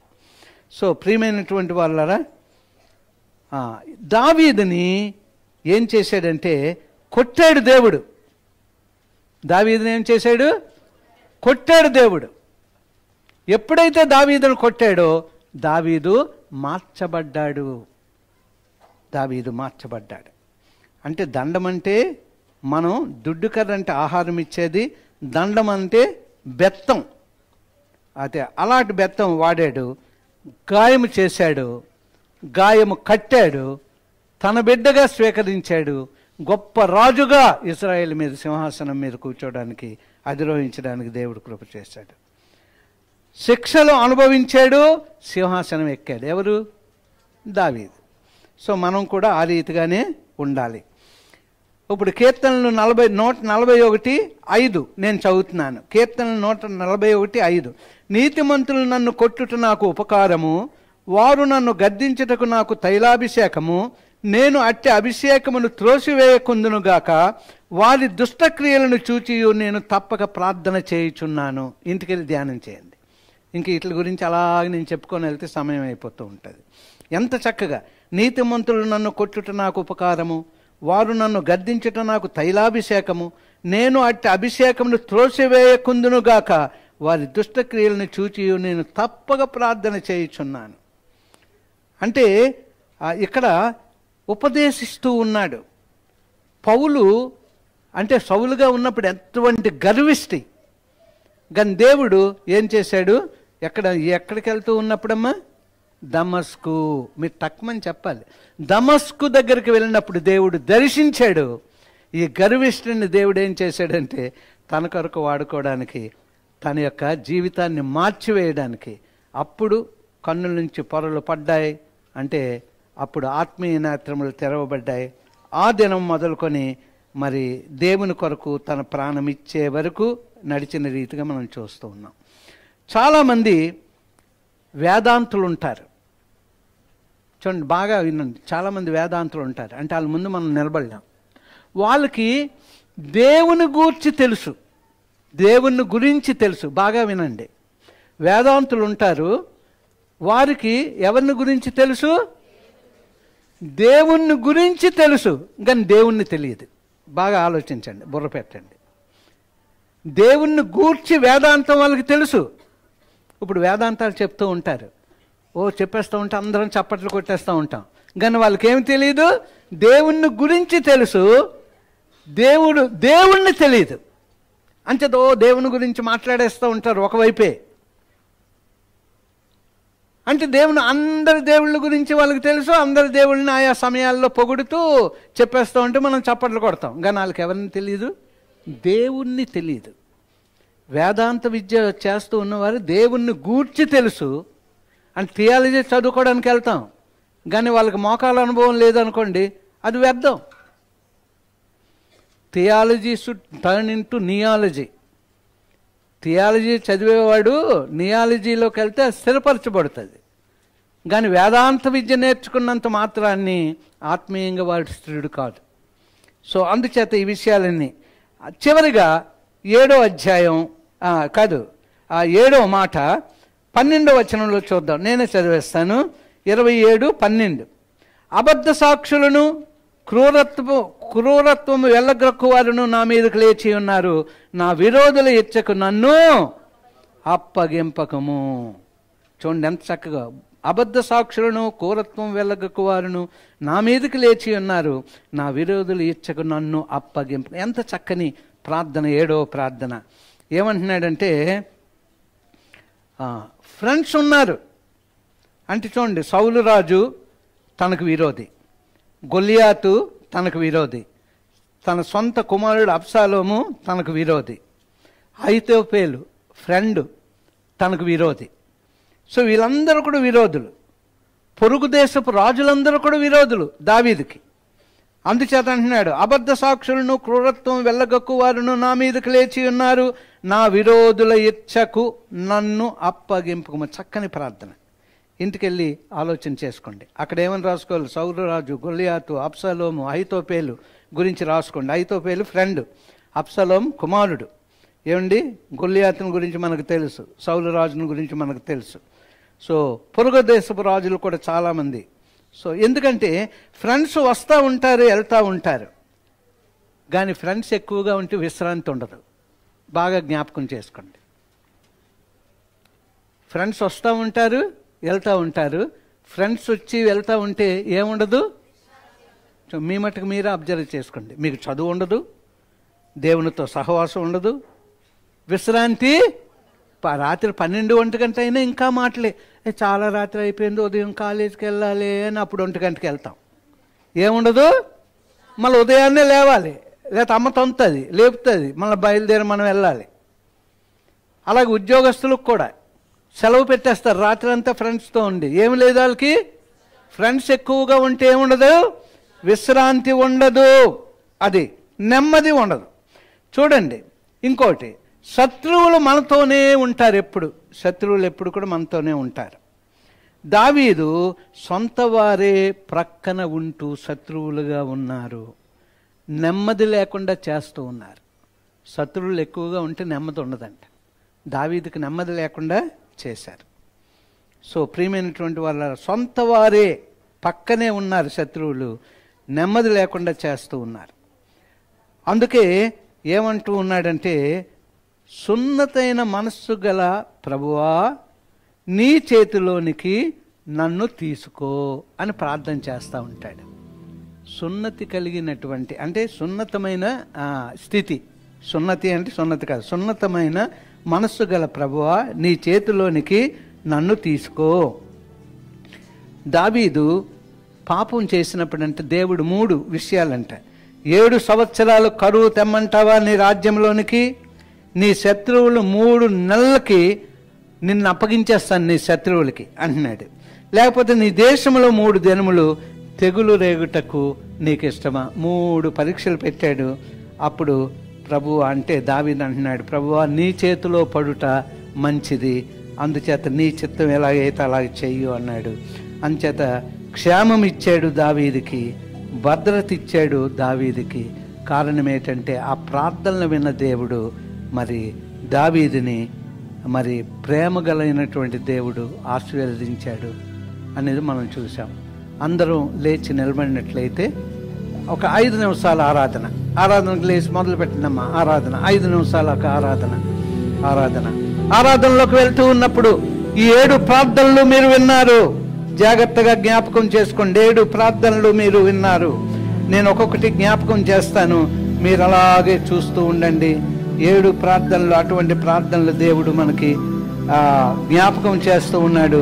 ప్రార్థన ఆలకించువాడు ఆయన అనేది మనం నేర్చుకున్నాం. రెండవది ఏంటి అనేది మనం చూసుకున్నట్లయితే,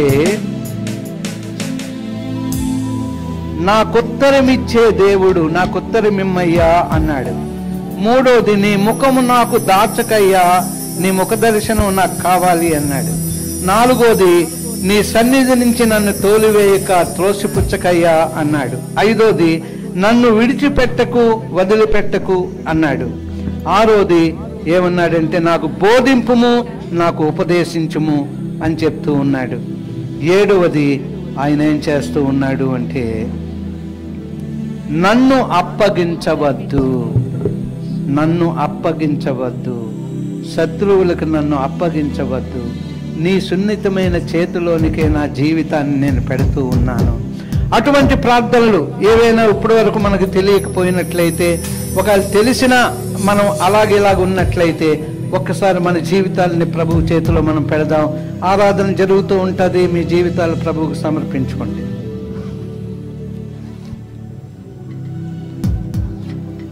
థ్యాంక్ యూ.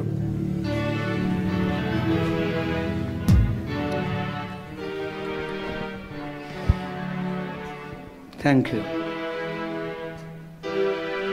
ప్రార్థనా శక్తి నాకు కావాలయ్యా, నీ పరలోక అభిషేకం కావాలయా. ప్రతి ఒక్కరూ భక్తితో ప్రార్థనా శక్తి నాకు కావాలయా. నీ పరలోక అభిషేకం కావాలయా.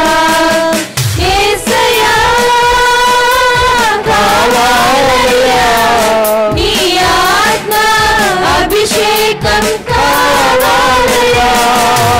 యేసయ్యా కావాలయా. నీ ఆత్మ అభిషేకం కావాలయా. ప్రార్థనా శక్తి నాకు కావాలయా.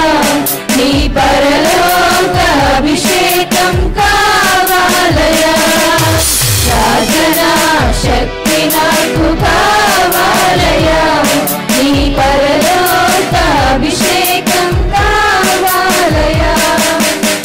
ఏలియా ప్రార్థింపగ పొందిన శక్తి నేను ప్రార్థింపగ దయచేయుగా.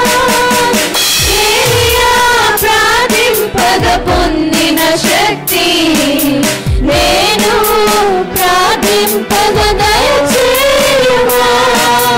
ప్రార్థించి నిన్ను చేరు భాగ్యమీయుమా.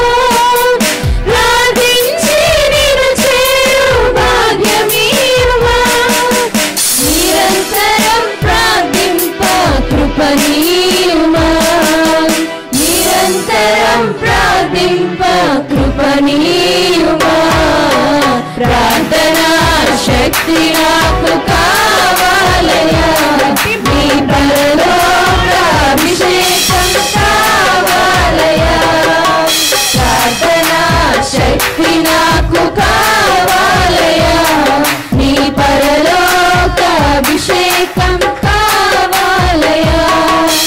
సింహాల గుహలో నీ దానియేలు శక్తి ఈ లోకంలో నాకు కావాలయా.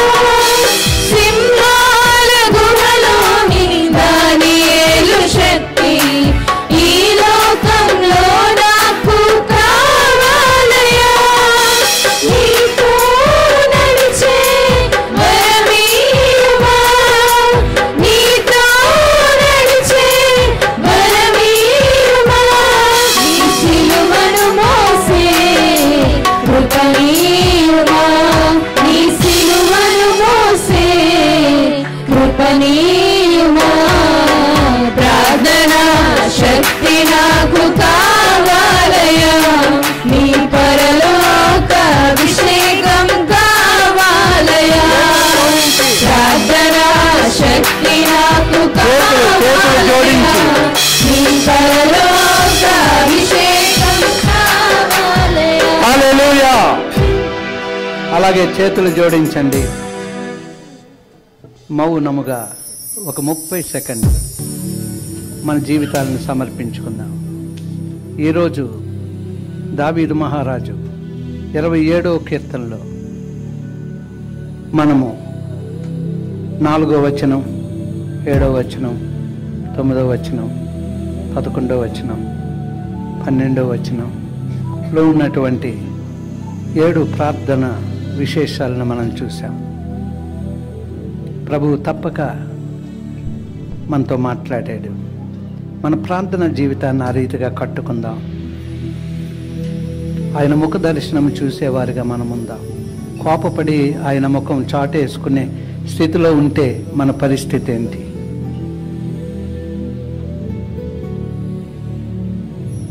దేవుడు వాక్యం మనందరి జీవితాల్లో ఫలించేడని నమ్మి చేతుల మీదకి దేవుని స్తుతించి కనపరుద్దాం. హల్లెలూయా, హల్లెలూయా, హల్లెలూయా. కృపమయుడైన దేవా, ఈ సమయంలో నీ వాక్యం మా అందరిలో ఫలింప చేసినందుకు వందనాలు. ఈ రోజునైనా ప్రదీప్ని జ్ఞాపకం చేసుకో,